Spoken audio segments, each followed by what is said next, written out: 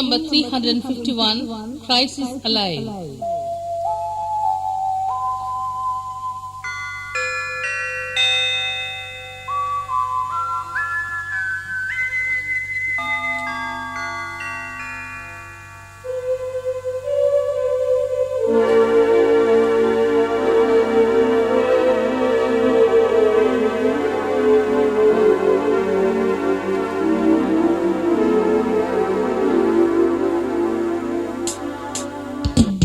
Christ is alive, He's alive, He Christ. You know that the strife against death which I have overcome.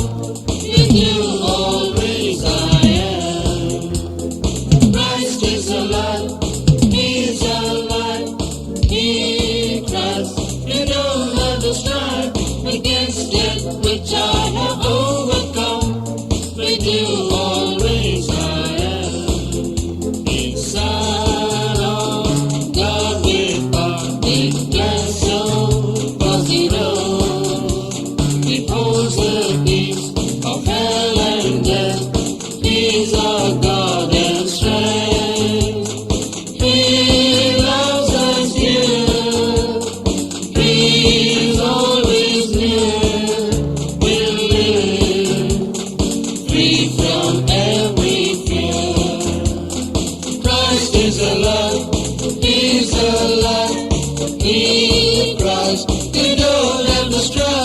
Against death which I have overcome, with you always I am.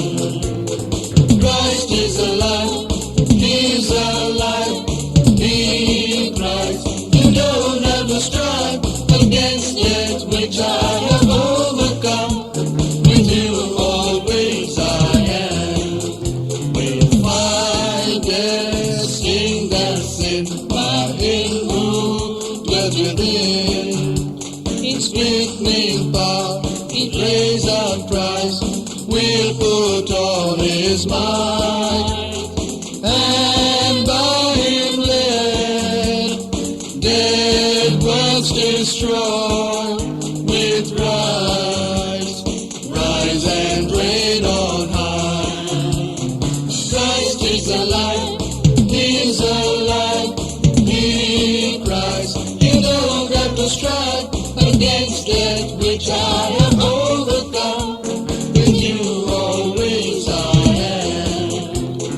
Christ is alive, He's alive, He Christ. You don't have to strive against death which I have overcome. With you always I am. He's far on, God to all who shall obey His call. With glory not in self but love, Him the risen Lord.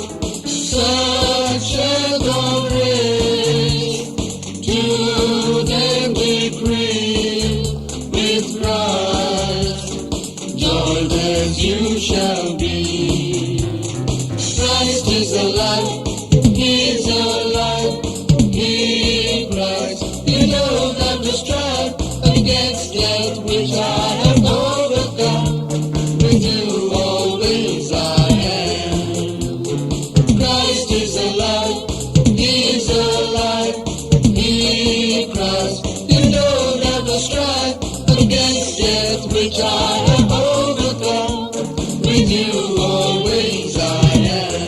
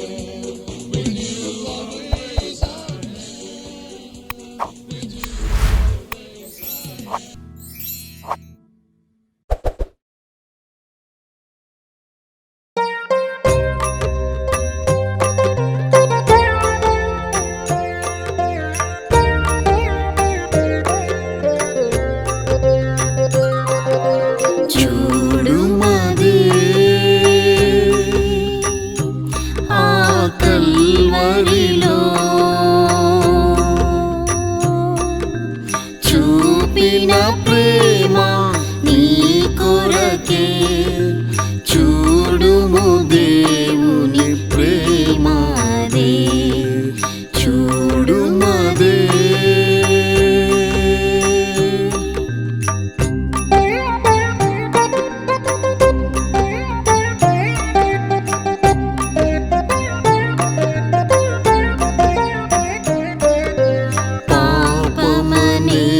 దాస్యములో నుండి విడుదల చేయన్ మది నుంచి పాపమనే దాస్యములో నుండి విడుదల చేయన్ మది నుంచి పాపమెరుగని పరిశుద్ధ దేవుడు పాపమెరుగని పరిశుద్ధ దేవుడు ప్రాణము బలిగా పెట్టెను కల్వరిలో చూడుమదే ఆ కల్వరిలో చూపిన ప్రేమ నీ కొరకే చూడుము దేవుని ప్రేమదే చూడుమదే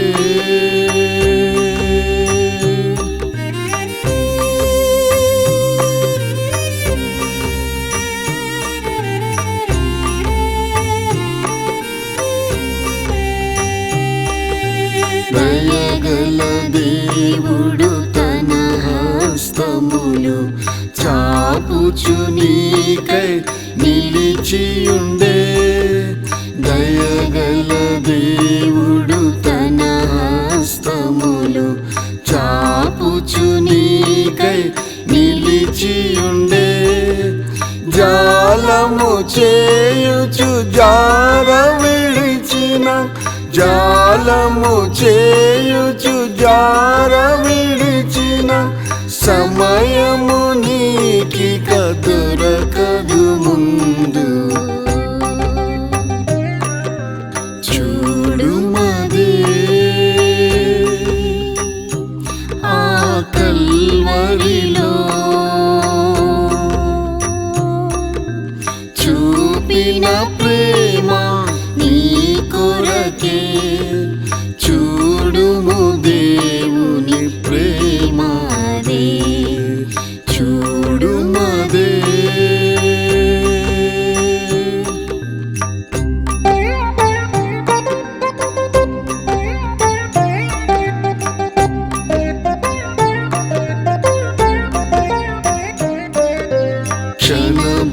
క్షణభంగురమగు క్షితిలో పాప భోగము అల్ప కాలమేగా క్షణభంగురమగు క్షితిలో పాప భోగము అల్ప కాలమేగా నిత్యములోని కున్నది దేవుడు నిత్యములోని కున్నది దేవుడు నిజమును కనుగొను మావో ప్రియుడా చూడుమదే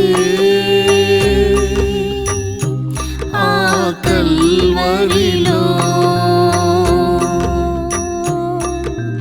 చూపిన ప్రేమ నీ కొరకే చూడుము దేవుని ప్రేమదే చూడుమదే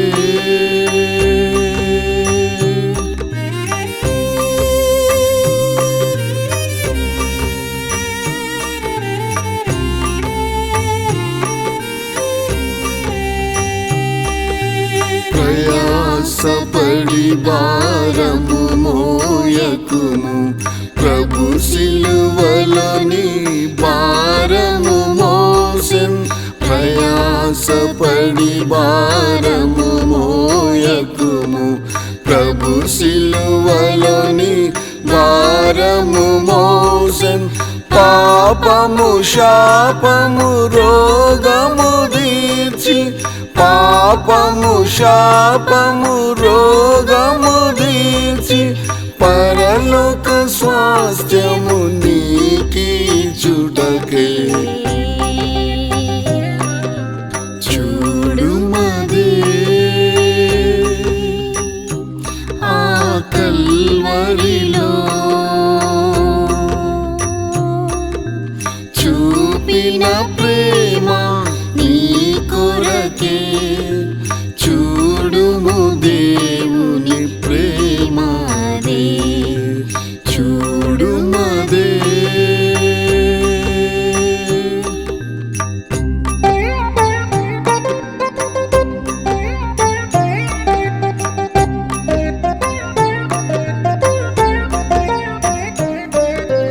పరిశుద్ధ జనమును కొనిపోవుటకై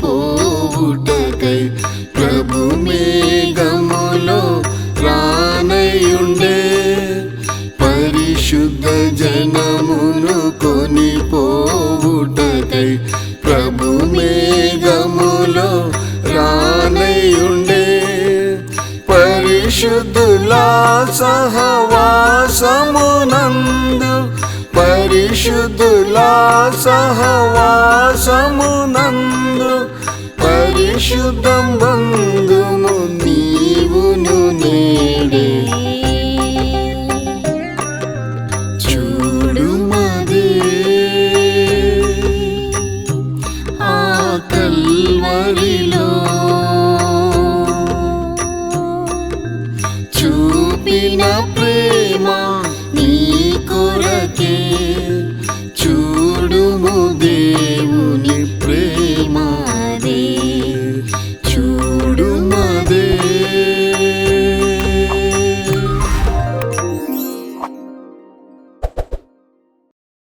இந்த காலையிலும் கர்த்தர் நம்மோடு பேசும்படியாக நம்ம எல்லாரும் ஒருமனப்பட்டு ஜெபிப்போமாக. Even this morning for the Lord to speak to us, let us all pray with a united heart. ஆமென். கர்த்தாவே ஸ்தோத்திரிக்கிறோம். மகிமையுள்ள தேவனாக நீர் எங்கள் மத்தியிலே உலாவிக் கொண்டிருக்கிறபடினால் உம்மை ஸ்தோத்திரிக்கிறோம்.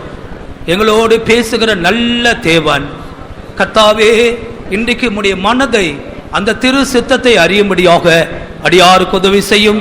கர்த்தாவே உமக்கு ஸ்தோத்திரம். நல்ல போதகராக நீரே எழும்புவீராக. அந்தகார ஆவிகள் உம்முடைய நாமத்தினாலே மடங்கடிக்கப்படுவதாக. எல்லா அந்தகார வல்லமைகள் இயேசு கிறிஸ்துவே நாமத்தில் அப்புறப்படுத்துகிறோம். ஜனங்களுடைய இருதயங்கள் இந்த கிருபையுள்ள வசனத்திற்காய் திறந்திருக்கட்ட கர்த்தாவே, அதரிசனமானவராய் எங்களோடு அசைவாடுவீராக. உம்முடைய கரத்தில் எங்களை ஒப்பு கொடுக்கிறோம். நீரே நல்ல போதகராயிரும். அடிமை முக்குருவாயாய் மாத்திரமே இருக்கட்டும். இயேசு கிறிஸ்துவின் நாமத்தில் வேண்டிக் கொள்கிறோம் பிதாவே, ஆமென். கர்த்தர் ஜெபத்தை கேட்டதற்காக சத்தமாய் கர்த்தரை ஸ்தோத்திரிப்போமாக. Praise the Lord, praise the Lord, praise the Lord. ஆமென். தயவு செய்து உட்காருங்கள். ஒரு மரண அறிவிப்பு. A death announcement. மாதாவரம் ஏரியாவை சேர்ந்த நமது விசுவாசி சகோதரன் சுகித்ராஜ் அவர்கள் கடந்த புதன்கிழமையன்று கர்த்தருக்குள் நித்திரையடைந்தார்கள். Brother Sugitraj, belonging to Madhavaram, last Wednesday he slept in the Lord. அவருடைய அடக்க ஆராதனை சனிக்கிழமை நடைபெற்றது. His funeral service was held on Saturday. பிள்ளைகளுக்காக ஒரு அறிவிப்பை கொடுக்கிறோம். We give an announcement for the children. கர்த்தருக்கு சித்தமானால் அடுத்த வாரத்திலிருந்து பேபி கிளாஸ் என்றால் நர்சரியிலிருந்து 8ஆம் வகுப்பு வரை உள்ள பிள்ளைகளுக்கு ஆராதனையிலே அவர்கள் மேலே மெசைன் ஃப்ளோரில் வந்து உட்கார வேண்டும். God willing, all the Sunday school children from baby class, nursery upwards up till 8th standard, they have to be seated on the mezzanine floor. உங்களுடைய பிள்ளைகளை மேலே அனுப்ப பயப்பட வேண்டாம். 5 சகோதரர்கள் 5 சகோதரிமார்கள் ஞாயிறு பள்ளி ஆசிரியிலிருந்து பாதுகாப்பாக ஒவ்வொரு வாரம் அவர்கள் மேலே போய் அமர்ந்திருப்பார்கள். You need not be afraid of sending your children up, because there will be 5 brothers and 5 sisters of the Sunday school teachers who will be volunteers taking care of them. ஏனென்றால் நமக்கு போதிய இடம் இல்லாததினாலே, மேலே இருக்கிற இடம் காலியாக இருக்கிறதுனால இனி வருகிற வாரங்கள் தொடர்ந்து மற்றவர்களும் போய் மேலே உட்கார்ந்து ஆராதிக்க வழிகளை நாங்கள் செய்வோம். because we do not have sufficient place. We are making this arrangement, and also we encourage other people also to be seated at the mezzanine floor. அடுத்த வாரம் கிறிஸ்துமஸ் ஆராதனையிலிருந்து இது நடைமுறைக்கு வரும். From coming week, which will be the Christmas Sunday service, this will begin from then. பிள்ளைகள்லாம் ஒரு அலையிலே போடுங்க. மேலே போய் உட்கார பிள்ளைகள்லாம் கை தூக்குங்க, எல்லாம் தூக்குங்க. அடுத்த முறை நீங்கள் போகலன்னா ஆட்கள் வந்து எழுப்பி கொண்டு போயிடுவாங்க. சரி, நல்ல பிள்ளைங்க, உங்கள் பிள்ளைகள் எல்லாம் மேலே அனுப்புங்க, அது நன்மையாக இருக்கும். ஹல்லேலூயா. கர்த்தரை ஸ்தோத்திரிப்போமாக. Praise the Lord, praise the Lord, praise the Lord, praise the Lord. மீகா தீர்க்கதரிசன புத்தகம் 4ஆம் அதிகாரத்தின் 1ஆம் வசனத்தை வாசிக்கும்படியாக கேட்டுக்கொள்கிறேன். The book of Micah, chapter 4, verse 1. మీకా 4వ అధ్యాయము మొదటి వాక్యము. ஆனாலும் கடைசி நாட்களில் கர்த்தருடைய ஆலயமாகிய பர்வதங்களின் கொடுமுடியில் ஸ்தாபிக்கப்பட்டு மலைகளுக்கு மேலாய் உயர்த்தப்பட்டிருக்கும் எல்லா ஜாதிகளும் அதனிடத்திற்கு ஓடி வருவார்கள். But in the last days it shall come to pass that the mountain of the house of the Lord shall be exalted in the top of the mountains, and it shall be exalted above the hills, and people shall flow unto it. అంత్యదినముల్లో యెహోవా మందిర పర్వతముల శిఖరమున స్థిరపరచబడి కొండల కంటే ఎత్తుగా ఎత్తబడగా ప్రవాహం వచ్చినట్లు జనులు దానిలోనికి వత్తురు. അന്ത്യകാലത്ത് യഹോവയുടെ ആലയമുള്ള പർവ്വതങ്ങളുടെ ശിഖരത്തിൽ സ്ഥാപിതവും കുന്നുകൾക്കു മീതെ ഉന്നതവുമായിരിക്കും. ജാതികൾ അതിലേക്ക് ഒഴുകി ചെല്ലും. அதே அதிகாரத்தின் 6ஆம் 7ஆம் வசனங்களை தமிழிலும் ஆங்கிலத்திலும் மாத்திரம் வாசிங்கள். From the same chapter, verses 6 and 7, we'll read in English and Tamil. ఆ యొక్క అధ్యాయం నందే 6, 7 వాక్యములు. கர்த்தர் சொல்லுகிறது என்னவென்றால், அந்நாளிலே நான் நொண்டியானவளை சேர்த்து தள்ளுண்டவனையும் தீங்கு அனுபவித்தவளையும் கூட்டிக் கொண்டு நொண்டியானவளை மீதியான ஜனமாகவும் தூரமாய் தள்ளுண்டு போனவளை பலத்த ஜாதியாக வைப்பேன். அவர்கள் பேரில் கர்த்தர் சீயோன் பர்வதத்திலே இது முதல் என்றென்றைக்கும் ராஜாவாய் இருப்பார். In that day, saith the Lord, will I assemble her that halteth, and I will gather her that is driven out, and her that I have afflicted, and I will make her that halted a remnant, and her that was cast off a strong nation, and the Lord shall reign over them in Mount Zion from henceforth even forever. ஆண்டவருக்கு மகிமை உண்டாவதாக. Glory be to the Lord. ప్రభువుకు మహిమ కలుగును గాక. இந்த வசனங்கள் சற்று கடினமான வசனங்கள். நீங்கள் கூர்ந்து கவனித்தால் உங்களுக்கு இது மிகவும் விளங்கும் என்று நான் விசுவாசிக்கிறேன். These verses are little difficult. If you pay intent attention, you will be able to understand. ఈ యొక్క వాక్యములో మిక్కిలి కఠినమైనటువంటి వాక్యములు ఉన్నవి. అయినప్పటికీ మీరు సూక్ష్మముగా గమనించినట్లయితే మీకు అర్థమగును. கடைசி நாட்கள் என்ற ஒரு வார்த்தையில் தான் இந்த அதிகாரம் ஆரம்பமாகிறது. The starting of this chapter is with this phrase of in the last days. ఈ యొక్క అధ్యాయం అన్నది అంత్య దినములు అని చెప్పి ప్రారంభించబడుచున్నది. நாம் இந்த வருஷத்தின் கடைசி நாட்களுக்கு வந்திருக்கிறோம். We have come to the end of this year. మనం ఈ యొక్క సంవత్సరం యొక్క అంతమునకు వచ్చినాము. இந்த நாட்களிலே ஆண்டவர் நமக்கு என்ன செய்ய போகிறார் என்றதான் ஒரு செய்தி தான் இன்றைக்கு பரிசுத்தாவின் ஒத்தாசையோடு உங்களுக்கு நான் சொல்ல விரும்புகிறேன். With the assistance of the Holy Spirit, I would like to give you the message as to what God is going to do in the last days of this year. ఈ యొక్క సంవత్సరం యొక్క అంత్య దినములందు ప్రభువు ఏమి చేయబోచున్నారని చెప్పి పరిశుద్ధాత్మ యొక్క సహాయంతో నేను మీకు తెలియపరచుదును. சமீபத்தில் இந்த வேத புத்தகத்தை இந்த அதிகாரங்களை நான் வாசித்து வந்த பொழுது, recently when I was reading through these chapters, సమీపమునందు యొక్క వేదవాక్యములు చదువుచూ ఉండినప్పుడు ஒரு காலையிலே இந்த வசனத்தை வாசித்து தியானித்துக் கொண்டிருக்கும் பொழுது ஒரு இனம் கண்டுகொள்ள முடியாத ஒரு பெரிய சந்தோஷம் என் இருதயத்திலே நிரப்பினது. A certain morning when I was meditating upon these words, there was an unfathomable joy that was filling my heart. ఈ యొక్క వాక్యములను ఉదయకాలంలో చదివి ధ్యానించినటువంటి సమయమందు ఎప్పుడు కూడా చూచి వినలేనటువంటి ఒక సంతోషము నా హృదయంలో పుట్టి ఉన్నది. ஒவ்வொரு வரியாக என் டைரியில எழுத ஆரம்பித்தேன். Sentence by sentence I started writing in my diary. ఒక్కొక్క మాటగా నా యొక్క డైరీలోనే వ్రాయటకు ప్రారంభించాను. எல்லாமே எழுத வேண்டும் போல் இருந்தது. It appeared as if I had to write down everything. చివరిగా చూచినప్పుడు అంతయు రాయనట్లుగా ఉండెను. சில சந்தர்ப்பங்களில் சில வேத பகுதிகளை கர்த்தர் மறைத்து சந்தர்ப்புக்கு ஏற்றது போல நமக்கு அதை ஆகாரமாக்கி தருகிறார். Some portions of the scriptures at certain times the Lord hides it, and according to the situation he reveals them to us. కొన్ని సమయములందు ప్రభువు వాక్యమందుండినటువంటి కొన్ని కార్యములను మనకు మరుగు చేసి ఆ యొక్క సందర్భములకు పరిస్థితులకు తగినట్లుగా వాటిని మనకి ఇచ్చుచున్నారు. பிரசங்க வாக்கியத்தை ஆரம்பிப்பதற்கு முன்பாக தயவு செய்து சகோதரர்கள் சற்று முன்னுக்கு வந்து உட்காருங்கள். இப்பொழுதே ஃபுல்லா இருக்கு பாருங்க, முன்னாடி இடம் இருக்கு. இங்கிலீஷ் பாட்டிலே நீங்க வந்திருக்கணும். நான் இதெல்லாம் வாசிட்டு வரதுக்குள்ள மறந்து போகிறேன், நீங்க மறக்க கூடாது. கொஞ்சம் முன்னாடி வாங்க, 2 அடி வாங்க முன்னால. ஹல்லேலூயா, ஹல்லேலூயா. இன்னும் 2 ஹல்லேலூயா போடுங்க. நீங்கள் கீழ்ப்படிந்ததற்காக மிகவும் நன்றி. We are thankful for your obedience. మీరు విధేయత చూపినందుకు మీ కృతజ్ఞతలు. இந்த வசனம் ஒரு தீர்க்கதரிசன வசனங்களாக இருக்கிறது. These words are prophetic. ఈ యొక్క వాక్యం ఒక ప్రవచన వాక్యమై ఉన్నది. 1000 வருட அரசாட்சியில் எழுத்தின் பிரகாரமாக இஸ்ரவேலருக்குள்ளே இந்த தீர்க்க தரிசன வசனம் நிறைவேறும். In the millennial reign among the Israelites, this will be literally fulfilled. వెయ్యేండ్ల పరిపాలనయందు ఇశ్రాయేలు జనుల మధ్యలో అక్షర ప్రకారంగా ఈ యొక్క వాక్యము నెరవేర్చబడును. ஆண்டவராகிய இயேசு கிறிஸ்து தன்னுடைய சபையை சேர்க்கும்படியாக அவர் ரகசியமாக 2ஆம் முறை வெளிப்பட போகிறார். Our Lord Jesus Christ, in the secret rapture, he will be manifested in order to gather his church. ప్రభువైన యేసుక్రీస్తు తన యొక్క సంఘమును చేర్చుకొన నిమిత్తము రహస్యముగా రెండవసారి ఆయన ప్రత్యక్షమగుదురు. సభయానது కర్తరుடைய வருகையில் எடுத்துக்கொள்ளப்பட்ட பிற்பாடு, after the church has been taken up in the coming of the Lord, సంఘం అన్నది ప్రభు యొక్క రాకడలో ఎత్తబడిన పిమ్మట அடுத்த நிமிஷமே கிருபையின் காலம் முடிவடைந்து உபத்திரவ காலம் ஆரம்பமாகிறது. At the very next moment, the dispensation of grace comes to an end and the dispensation of tribulation begins. తరువాత క్షణమునందే కృపాకాలము ముగించబడి శ్రమల కాలము ప్రారంభమగుచున్నది. அந்தி கிறிஸ்து முழு அதிபதியாக அவன் ஒரு கொடுங்கோல் ஆட்சியாளனாக மாறுவான். Antichrist will become the ruler of this entire world, ruling it with an iron rod. భయంకరమైనటువంటి క్రీస్తు విరోధి పరిపాలనగా ఉండును.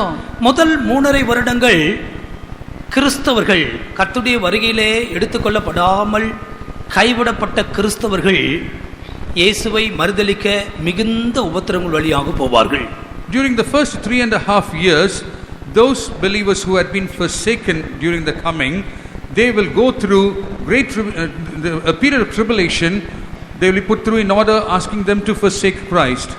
ఆ యొక్క శ్రమల కాలమునందు మొదటి 3.5 సంవత్సరంలో ప్రభు యొక్క రాకడలో ఎత్తబడకుండా విడవబడినటువంటి దేవుని యొక్క జనులు వారు క్రీస్తును ఎరుగమని చెప్పునట్లుగా మిక్కిలి శ్రమల్లో వెళ్ళుదురు. அந்த 3.5 வருட முடிவில் ஆண்டவராகிய இயேசு கிறிஸ்து மறுபடியும் வருவார். அது அறுவடை என்று சொல்லப்பட்டிருக்கிறது. At the end of that 3.5 years, again Jesus Christ will come. That is called as the harvest time. ఆ యొక్క 3.5 సంవత్సరముల తర్వాత ప్రభువైన యేసుక్రీస్తు మరలా వచ్చెదరు. అది కోత అని చెప్పబడుచున్నది. இரத்த சாட்சிகளாக மரிக்கிறவர்களை கொண்டு போகும்படியாக அவர் வருவார். He will come in order to gather those who had died as martyrs. హతసాక్షులుగా మరణించినటువంటి వారిని తీసుకొని వెళ్ళుటకు వచ్చెదరు. அடுத்ததாக மகா உபத்திரவ காலம் ஆரம்பமாகிறது. அது யூதர்களுக்காக நியமிக்கப்பட்ட காலம். After that follows the great tribulation. That has been the period appointed for the Jewish people. దాని పిమ్మట మహాశ్రమల కాలము ఉంచబడినది. అది యూదుల నిమిత్తము నియమింపబడినది. மறுவார்த்தையில் சொல்லும் பொழுது யாக்கோபின் இக்கட்டு காலம் என்று அந்த காலத்தை குறித்து சொல்லப்பட்டிருக்கிறது. It is also given as the time of trouble for Jacob. ఆ యొక్క కాలంను గురించి మరొక మాటలో చెప్పినట్లయితే యాకోబు యొక్క శ్రమల కాలం అయినది. இந்த காலத்தின் முடிவிலே 1,44,000 யூதர்கள் முத்திரை போடப்படுவதாக வெளிப்படுத்தல் 7ஆம் அதிகாரத்திலே நாம் படிக்கிறோம். At the end of this 3.5 years, we read in Revelations 7th chapter that about 144,000 of the Jewish people will be sealed. ఈ యొక్క సమయమందు 144,000 మంది యూదులు ముద్రింపబడుదురు. யாக்கோபின் புத்திரராகிய 12 பேரிலே ஒவ்வொரு கோத்திரத்திற்கு என்று வேறு பிரிக்கப்பட்டு இந்த இடத்துல 144,000 பேர் வேறு பிரிக்கப்படுகிறார்கள். ஒவ்வொரு கோத்திரத்திலும் 12,000 பேர். For every son of Jacob, which is 12 of them, accordingly the 12 tribes, from each tribe there are 12,000 people separated and sealed. ఈ యొక్క యాకోబు కుమారుల యొక్క 12 కుమారుల యొక్క గోత్రములందు ఒక్కొక్క గోత్రమునందు 12,000 మంది ముద్రింపబడుదురు. இந்த 1,44,000 யூதர்கள் தங்களுடைய சொந்த மாம்ச சரீரத்திலேயே 1000 வருட அரசாட்சிக்குள்ளே பிரவேசிப்பார்கள்.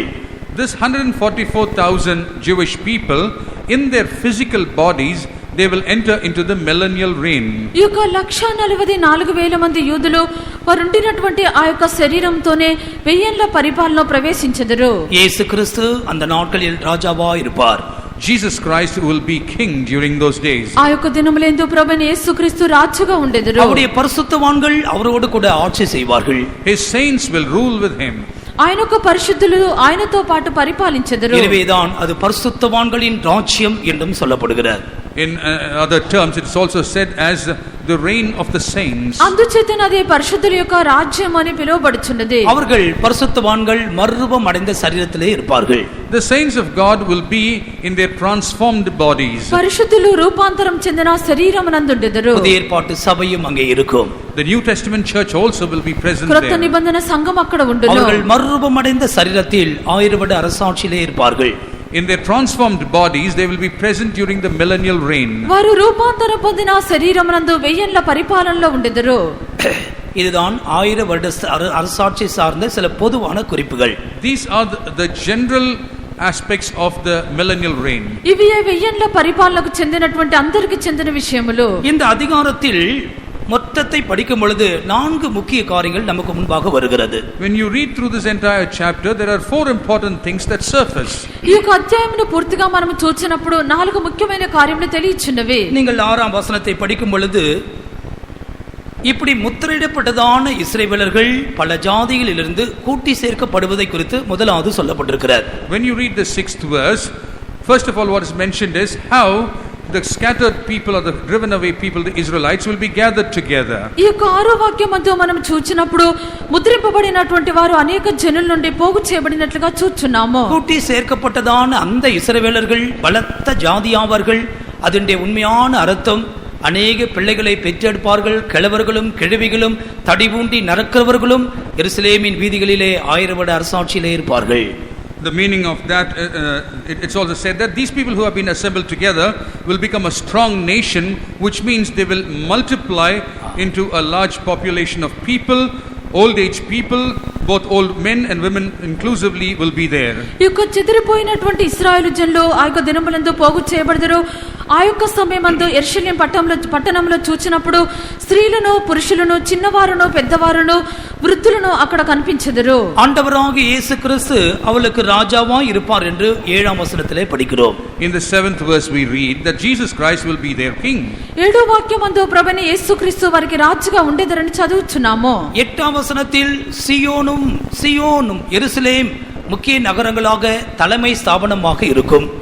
In the 8th verse you read that Zion and Jerusalem will be important cities, they will be capital cities. ఈ యొక్క సియోను యెరూషలేం అనునవి అక్కడ ప్రభుత్వము చేయునవిగాను రాజధానిగా నుండును. இது தீர்க்கதரிசன ரீதியாக இந்த 4 காரியங்களையும் இங்கே நாம் படித்திருக்கிறோம். We have read these 4 things as a prophecy. ఇక్కడ వీటిని 4 కార్యములు ప్రవచన రూపకముగా మనం చదివి ఉన్నాము. இதிலே இன்றைக்கு ஆண்டவர் சில ஆவிக்குரிய சத்தியங்களை நமக்கு வைத்திருக்கிறார். அதை தான் நாம் அதிகமாக தியானிக்க போகிறோம். Today we are going to more meditate on the spiritual truths that the Lord has reserved for us in these verses. నేడు ప్రభు యొక్క వాక్యములందు కొన్ని ఆత్మీయ సత్యములను ఉంచినారు. వాటిని మనము ధ్యానించవలెను. இந்த 1000 வருட அரசாட்சிக்கு அவர்கள் வருவதற்கு முன்பாக இவர்களை குறித்து தீர்க்கதரிசியானவன் 3 வார்த்தைகளை குறிப்பிடுகிறான். Before they enter into the millennial reign, the prophet mentions 3 words about them. ఈ యొక్క 1000 ఏళ్ల పరిపాలనకు వరకు వచ్చుటకు ముందుగా వారిని గురించి ప్రవక్త 3 కార్యములు గుర్తించెను. முதலாவதாக அவள் நொண்டியானவள் என்று சொல்லப்பட்டிருக்கிறது. First of all, it's mentioned that she is a halting person or lame. మొట్టమొదటిగా వారిని గురించి కుంటివారని చెప్పబడిను. இரண்டாவதாக அவள் தள்ளுண்டவளாக இருக்கிறாள். Secondly, she is one who is cast away. రెండవదిగా అవతలకు వెళ్ళగొట్టబడిన వారు. மூன்றாவது இவள் தீங்கு அனுபவித்தவள். Thirdly, she is one who has been afflicted. మూడవదిగా బాధింపబడిన వారు. செப்பனியா தீர்க்கதரிசி இவர்களை குறித்து சொல்லும் பொழுது 3ஆம் அதிகாரம் 19ஆம் வசனத்தில் சற்று வித்தியாசமாக சொல்லுகிறதை பார்க்கிறோம். Zephaniah, when mentioning about them in the 3rd chapter verse 19, he mentions it with a difference. జెఫన్యా పుస్తకములో మనం చదివినప్పుడు 3వ అధ్యాయము 19వ వాక్యమందు ఇక్కడ కొంత వేరుగా చెప్పెను. இதோ அக்காலத்திலே உன்னை சிறுமைப்படுத்தின யாவரையும் தண்டிப்பேன், நொண்டியானவனை ரட்சித்து தள்ளுண்டவனை சேர்த்துக் கொள்ளுவேன். அவர்கள் வெட்கம் அனுபவித்த அவர்களுக்கு புகழ்ச்சியும் கீர்த்தியும் உண்டாக செய்வேன். Behold, at that time I will undo all that afflict thee, and I will save her that halteth, and gather her that was driven out, and I will get them praise and fame in every land where they have been put to shame. இந்த ரெண்டு வசனமும் ஏறக்குறைய ஒரே காரியத்தையே சொல்லுகிறது. Both these verses almost mentions the same things. ఈ యొక్క రెండు వాక్యములను దాదాపు ఒకే విషయమును చెప్పుచున్నవి. நம்முடைய ஜீவியத்திலும் கூட இந்த வருடத்தின் கடைசி நாட்களில் நாம் வந்திருக்கிறோம். Even in our life, we have come to the last days of this year. మన యొక్క జీవితమునందు కూడా ఈ యొక్క సంవత్సరం యొక్క అంతమునకు మనం వచ్చినాము. நம்முடைய வாழ்க்கையை சீர்தூக்கி பார்க்கும் பொழுது எத்தனையோ சந்தர்ப்பத்தில் ஒரு நொண்டியானவளை போல, தள்ளப்பட்டவளை போல, தீங்கு அனுபவித்தவளை போல இந்த நாட்களிலே நாம் கடந்து வந்திருக்கலாம். If we examine our lives in the last days, it could be that we also have experienced situations where we have been afflicted, we have been like a lame person, we have been like persons driven out or cast out. మన యొక్క జీవితమును మనం పరిశీలించి చూచినప్పుడు ఈ యొక్క సంవత్సరమునందు ఎన్నో సందర్భముల మధ్యలో మనం కుంటివారిగాను, వెళ్ళగొట్టబడిన వారిగాను, బాధింపబడిన వారిగాను మనం కనిపించినాము. இந்த நொண்டியானவனை குறித்து வேதம் என்ன சொல்லுகிறது? What does the scripture say about this lame person? ఈ యొక్క కుంటివారిని గురించి వాక్యం ఏమి చెప్పుచున్నది? நீதிமொழிகள் 26ஆம் அதிகாரத்தின் 7ஆம் வசனத்தை படிக்கும் பொழுது, When you turn to Proverbs 26:7, సామెతలు 26వ అధ్యాయము 7వ వాక్యం చదివినప్పుడు 26:7 நொண்டியின் கால்கள் குந்தி குந்தி நடக்கும். in the 7th verse 26:7 you read, the legs of the lame are not equal. 26వ అధ్యాయము 7వ వాక్యమందు కుంటివాని కాళ్ళు పట్టులేక ఉండును. அவர்கள் குந்தி குந்தி கடினமாக நடந்து போவார்கள். They will halt and walk with difficulty. వారు కష్టంతో కుంటుచూ నడిచెదరు. எலியாவின் நாட்களிலும் கூட தேவ ஜனங்களுடைய நிலவரம் இப்படித்தான் இருந்தது. Even during the days of Elijah, the situation of the people of God was like this. ఎలియా యొక్క దినములందు కూడా జనుల యొక్క స్థితి ఈలాగునే ఉండెను. முதலாம் ராஜாக்கள் 18ஆம் அதிகாரம் 21ஆம் வசனத்தில் தீர்க்கதரிசி கேட்கிறான், எம்மட்டு நீங்கள் இப்படி குந்தி குந்தி ஒரு முடவனை போல நீங்கள் நடப்பீர்கள் என்று கேட்கிறான். In 1 Kings 18:21, the prophet asked, how long will you halt between two ways? మొదటి రాజులు 18వ అధ్యాయము 21వ వాక్యమందు ఇక్కడ ఏలియా అడుగుచున్నాడు, మీరు ఎన్నాళ్ళ మట్టుకు మీరు తడబడుచు కుంటుచు నడిచెదరు? அந்த நாட்களிலே ஒரு கூட்ட ஜனங்கள் பாகாலை பின்பற்றி போனார்கள். During those days there were one group of people following after Baal. ఆ యొక్క దినములందు ఒక గుంపు జనులు బయలును వెంబడించిరి. அவர்கள் திரள் கூட்ட ஜனங்களாய் இருந்தார்கள். They were multitudes of people. వారు విస్తారమైన జనులుగా ఉండిరి. ஒரு குறிப்பிட்ட சொற்ப ஜனம் ஆண்டவரை பக்கம் சார்ந்திருந்தது. There was a small group of people who are leaning upon the Lord. గుర్తింపబడినటువంటి ఒక చిన్న గుంపు మాత్రము ప్రభువు పక్షమున ఉండెను. பாகால் உலகத்துக்கு நிழலாட்டமாக இருக்கிறது. Baal is the shadow of the world. ఈ యొక్క బయలు అని చెప్పినప్పుడు లోకమునకు సాదృశ్యమైనది. உலகத்தின் ஆடம்பரங்கள், செழிப்புகள், நாகரிகங்கள் எல்லாமே இந்த பாகாலோடு சம்பந்தப்பட்ட விஷயம்தான். The fashions of the world, the prosperity of the world, all these things are associated with this Baal. ఈ యొక్క లోకములో ఉండినటువంటి ఆడంబరమైనటువంటి జీవితము, లోకములో ఉండినటువంటి వేషము, ఇవన్నీ బయలుకు సంబంధించినవి. ஆவிக்குரியவர்கள் என்று தங்களை அழைத்துக் கொள்ளுகிறவர்கள் மறைமுகமாக இந்த பாகாலை நமஸ்கரிக்கிற காலத்திலே நாம் வந்திருக்கிறோம். Those people who claim and call themselves as believers are found very secretly worshipping this Baal. We are in such times. ఆత్మీయులుగా పిలువబడినటువంటి వారు మరుగుగా ఈ యొక్క బయలును వారు పూజించేవారుగా మారినటువంటి కాలము. இந்த அழிந்து போகக்கூடிய இந்த உலகத்தின் பகட்டையும் இந்த மாயையையும் அவர்கள் விட்டுவிட மனதற்றவர்களாக இருக்கிறார்கள். They do not have a heart to cast away or leave behind this vanity. ఈ యొక్క నశించిపోయినటువంటి లోకమును, వ్యర్థతను వదిలిపెట్టినటువంటి మనసు లేని వారై ఉన్నారు. எனவேதான் தீர்க்கதரிசி சொல்லுகிறான், பாகால் தேவனானால் அவனை பின்பற்றுங்கள், கர்த்தர் தேவனானால் கர்த்தரை பின்பற்றுங்கள் என்று சொல்லுகிறான். That's the reason the prophet says, if Baal is God, follow after him. If the Lord is God, follow after him. అందుచేత ప్రవక్త ఇలాగ అనుచున్నాడు, బయలు దేవదైతే వాణ్ణి మీరు వెంబడించుడి, లేక యెహోవాయే ప్రభువై ఉండినట్లయితే ఆయనను మీరు వెంబడించుడి. சரியாக வேதத்தை படித்தவன் இப்படி நிதானிக்கலாம். தெய்வத்தையும், சர்வ வல்லமையுள்ள பரிசுத்த தெய்வத்தையும் இந்த உலகத்தின் ஆடம்பரத்தையும் ஒரு காலம் ஒன்றாய் இணைக்க முடியாது. அது ரெண்டும் ஒன்றாய் போகவே முடியாது. A person who has read the scriptures properly, he will understand that the fashions and the prosperity of this world and the aspects of God can never conjoin together.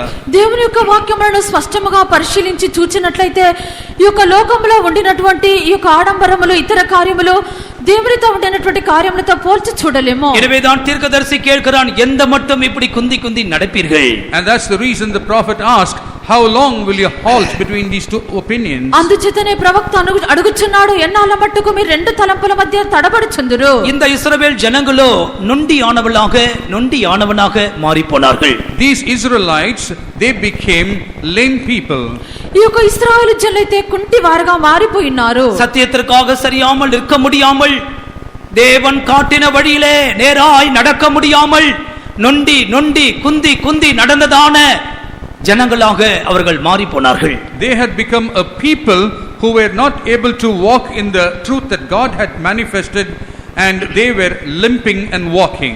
దేవుడు వారికి ఇచ్చినటువంటి సత్య ప్రకారము జీవించలేకయో దేవుని యొక్క మార్గంలో నడవలేకయో వారు కుంటివారిగా తడబడుచుండిరి. இப்படிப்பட்டதான நடக்கிறதான ஜனங்களை கண்டு சர்வ வல்லமையுள்ள தேவன் புறமே தள்ளாதவராக அவர்கள் தாங்கி குந்தி நடந்து வருகிறதை கண்டு மனதுருக்கத்தோடு அவர்கள் நோக்கி பார்க்கிறார். The Almighty God, looking at these people who are limping, lame and walking, he is looking at them with compassion from his heart. కుంటివారిగా ఉండి తడబడుచు నడుచున్నటువంటి వారిని ప్రభు త్రోసివేయకుండా వారిని భరించుచు ప్రభు వారి నిమిత్తమే ఓర్పుతో కనిపెట్టుచున్నారు.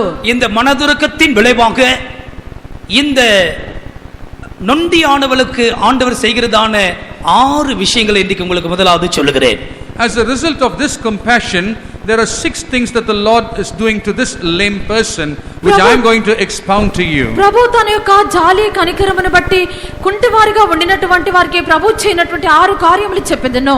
7వ వచనం మిగుந்த అర్థముள்ள ஒரு వచనం. 7th verse is full of meaning. 7వ వాక్యము మిక్కిలి అర్థం కలిగినటువంటి వాక్యము. எல்லாரும் சேர்ந்து வாசித்தால் என்ன? இந்த மீகா தீர்க்கதரிசன புத்தகம் 4ஆம் அதிகாரம் 7ஆம் வசனம் எல்லாரும் வேத புத்தகத்தில் கையில் எடுத்து வாசிங்கள், அப்பொழுதுதான் நான் சொல்ல போகிற சத்தியம் உங்களுக்கு விளங்கும். This Micah 4th chapter 7th verse, let us all lift up our scriptures in our hand and read together. మీకా 4వ అధ్యాయము 7వ వాక్యమును యొక్క పరిశుద్ధ గ్రంథమును మీ చేతిలో తీసుకొని అందరూ ఆ యొక్క వాక్యమును చదువుడి. நொண்டியானவளை மீதியான ஜனமாகவும் தூரமாய் தள்ளுண்டு போனவளை பலத்த ஜாதியாகவும் வைப்பேன். அவர்கள் பேரில் கர்த்தர் சீயோன் பர்வதத்தில் இது முதல் என்றென்றைக்கும் ராஜாவாயிருப்பார். ஹல்லேலூயா. நொண்டியானவளை மீதியான ஜனமாக வைக்கிறார். He makes the halting people, the lame people, as a remnant. కుంటివారిని శేషముగాను చేతును.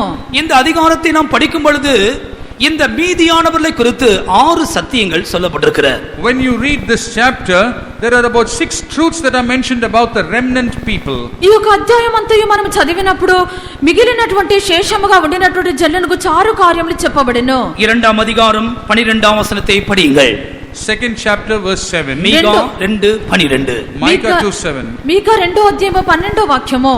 யாக்கோபின் ஜனங்களே, உங்கள் எல்லாரையும் நான் நிச்சயமாய் கூட்டுவேன், இஸ்ரவேலின் மீதியானவர்களை நிச்சயமாய் சேர்ப்பேன். போஸ்ராவின் ஆடுகளைப் போல் அவர்களை ஏக கூட்டமாக்குவேன். தன் தொழுவத்துக்குள்ளே சேர்ந்த மந்தைக்கு சமானமாய் ஜனத்திரளினாலே இறைச்சல் உண்டாகும். I will surely assemble, O Jacob, all of thee. I will surely gather the remnant of Israel. I will put them together as the sheep of Bozrah, as the flock in the midst of their fold. They shall make great noise by the reason of the multitude of men. மீதியானவர்களுக்காக கர்த்தர் கொடுக்கிற வாக்குத்தத்தத்தை நாம் இங்கே பார்க்கிறோம். We see the promise that God gives to the remnant people. శేషించినటువంటి జనుల నిమిత్తము ప్రభువు ఇచ్చినటువంటి వాగ్దానం చూస్తున్నాము. அவர்கள் போஸ்ராவின் ஆடுகளைப் போல ஏக கூட்டமாக்குவேன். I will gather them together as the sheep of Bozrah. బోస్రా గొర్రెలు కూడినట్లు వారిని సమకూర్చుదును. போஸ்ரா என்ற வார்த்தைக்கு 2 விளக்கங்கள் உண்டு. There are 2 meanings for the word Bozrah. ఈ యొక్క బోస్రా అని చెప్పినటువంటి మాటకు 2 అర్థములు కలవు. இன்கிரீசபிள் அல்லது அதிகரித்தல் என்ற அர்த்தம். Increasing is one meaning. ఒకటి అత్యధిక మగుట, இரண்டாவது அது உறுதியை காண்பிக்கிறது. Secondly, it shows confirmation. రెండవది అది స్థిరమై ఉన్నది. கர்த்தருக்கு மகிமை உண்டாகட்டும். Praise be to the Lord. ప్రభువుకు మహిమ కలుగును గాక. இந்த வசனத்தின் மூலமாக கர்த்தர் அவளுக்கு என்ன வாக்குத்தத்தம் கொடுக்கிறார்? What is the promise God is giving them through this verse? ఈ యొక్క వాక్యం ద్వారా ప్రభు వారికి ఏమి వాగ్దానం ఇచ్చుచున్నారు? இந்த நொண்டியானவளை நான் மீதியான ஜனமாய் வைப்பேன். This lame people, I will make them a remnant. ఈ యొక్క కుంటిగా ఉండినటువంటి వారిని శేషించిన వారిగా ఉంచెదను. இந்த மீதியான ஜனங்கள் போஸ்ராவி நாடுகளை போல கூட்டி சேர்க்கப்படுவார்கள். These remnant will be gathered together as the sheep of Bozrah. శేషించినటువంటి జనులు బోస్రా గొర్రెలు కూడినట్లుగా వారిని సమకూర్చును. நான் அவர்களை ஏக கூட்டமாய் மாற்றுவேன். I will make them into one fold. వారిని ఒకే మందగా చేర్చెదను.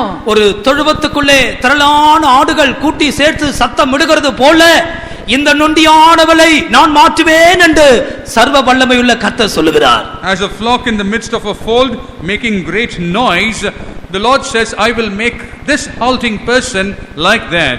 ఈ యొక్క మేత స్థలంలో గొర్రెలు ఏలాగునా పోగు చేయబడినప్పుడు గొప్పత్వాన్ని పుట్టుచున్నదో ఆ రీతిగా నేను విస్తరింపజేయుదునని సర్వశక్తుడు సెలవిచ్చున్నారు. இதற்கு ஒத்த வசனம் தான் ஏசாயா தீர்க்கதரிசன புத்தகம் 36ஆம் அதிகாரத்திலே நாம் படிக்கிறோம். The verse that goes along with this, yet another verse we read in Isaiah 36 chapter. దీనిని గుర్చినటువంటి మరొక వాక్యంని యెషయా గ్రంథము 36వ అధ్యాయమందు చదువుచున్నాము. இப்போது படிக்க நேரமில்லை, நீங்கள் வீட்டிலே வாசித்துக் கொள்ளுங்கள். 36ஆம் அதிகாரம் 36, 37, 38 ஆகிய வசனங்களிலே இதே சத்தியத்தை நீங்கள் அங்கே பார்க்கலாம். There is no time to read now, but you can make note of his 36th chapter verses 36 to 38.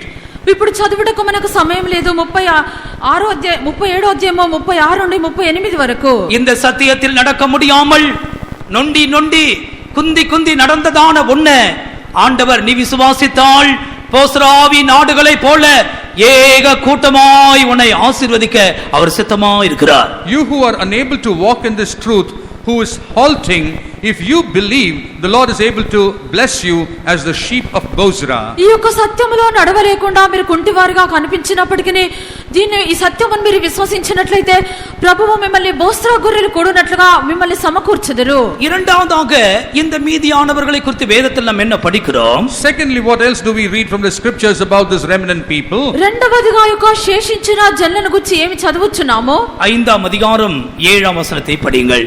Micah 5:7. మీకా 5వ అధ్యాయం 7వ వాక్యము. யாக்கோபிலே மீதியானவர்கள் கர்த்தராலே வருகிற பணியைப் போலவும் மனுஷனுக்கு காத்திராமலும் மனுபுத்திரருக்கு தாமதியாமலும் பூண்டுகள் மேல் வருகிற மலைகளைப் போலவும் அநேக ஜனங்களின் நடுவிலே இருப்பார்கள். And the remnant of Jacob shall be in the midst of many people as the dew from the Lord, as the showers upon the grass that tarrieth not for man, nor waiteth for the sons of men. இங்கே இந்த மீதியானவர்களை குறித்து ரெண்டு காரியங்கள் சொல்லப்பட்டிருக்கிறது. About this remnant, there are two things mentioned here. ఇక్కడ శేషించిన జనులను గురించి రెండు కార్యములు చెప్పబడెను. அவர்கள் கர்த்தரால் வருகிற பனியை போல் இருப்பார்களாம். They will be as a dew from the Lord. వారు యెహోవా కురిపించు మంచు వలె ఉండెదరు. கர்த்தரால் வருகிற பனி என்றால் அந்த அர்த்தம் என்ன? What is the meaning of the dew from the Lord? యెహోవా కురిపించు మంచు అనగా అర్థం ఏమిటి? இதற்கு ரெண்டு அர்த்தங்கள் இருக்கிறது.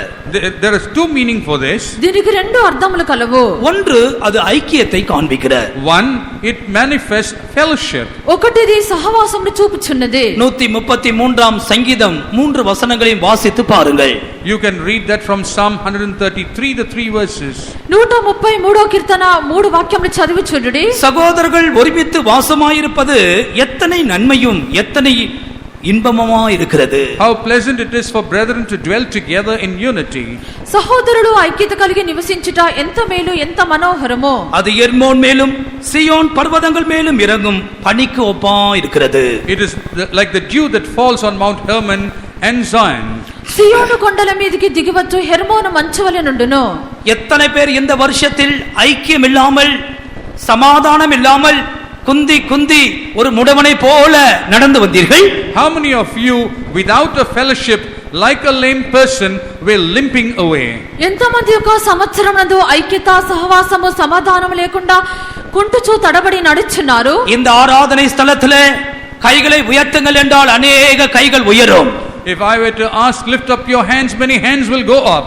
ఈ యొక్క ఆరాధన స్థలమునందు చేతులు పైకెత్తమనినట్లయితే అనేక చేతులు పైకెత్తబడును. సమాధానం ఇల్లాదదాన உன்னை கர்த்தர் சமாதானமுள்ள மனுஷனாய் மாற்றுவதற்காக மீதியான ஜனத்தை பனிக்கோப்பாய் கர்த்தர் மாற்றுகிறார். You who are without peace, in order to give you peace, the remnant the Lord is blessing, equating them like the dew from the Lord. సమాధానము లేనటువంటి నీకు సమాధానం ఇచ్చు నిమిత్తము ప్రభు శేషించినటువంటి జనులను మంచవలే మార్చున్నారు. இந்த வருடத்தின் கடைசி நாட்களிலே ஒப்புரவாக வேண்டியவர்கள் ஒப்புரவாகுங்கள். ஏனென்றால் உன்னை கர்த்தர் மாற்றி உன்னையே கர்த்தர் ஒரு பனியை போல மாற்ற போகிறார். During these last days, those who have to reconcile, please do reconcile. The Lord is going to change you into the very dew. ఈ యొక్క సంవత్సరాంతమున మీరు సమాధాన పడవలసిన వారితో సమాధానపడుడి. ప్రభు అప్పుడు మిమ్మల్ని మంచువలే మార్చున్నారు. எர்மோன் மலையின் மேலும் சியோன் பர்வதங்கள் மேலும் இறங்கும் பனிக்கோப்பா இருக்கிறார். It is like the dew that falls on Mount Hermon and Mount Zion.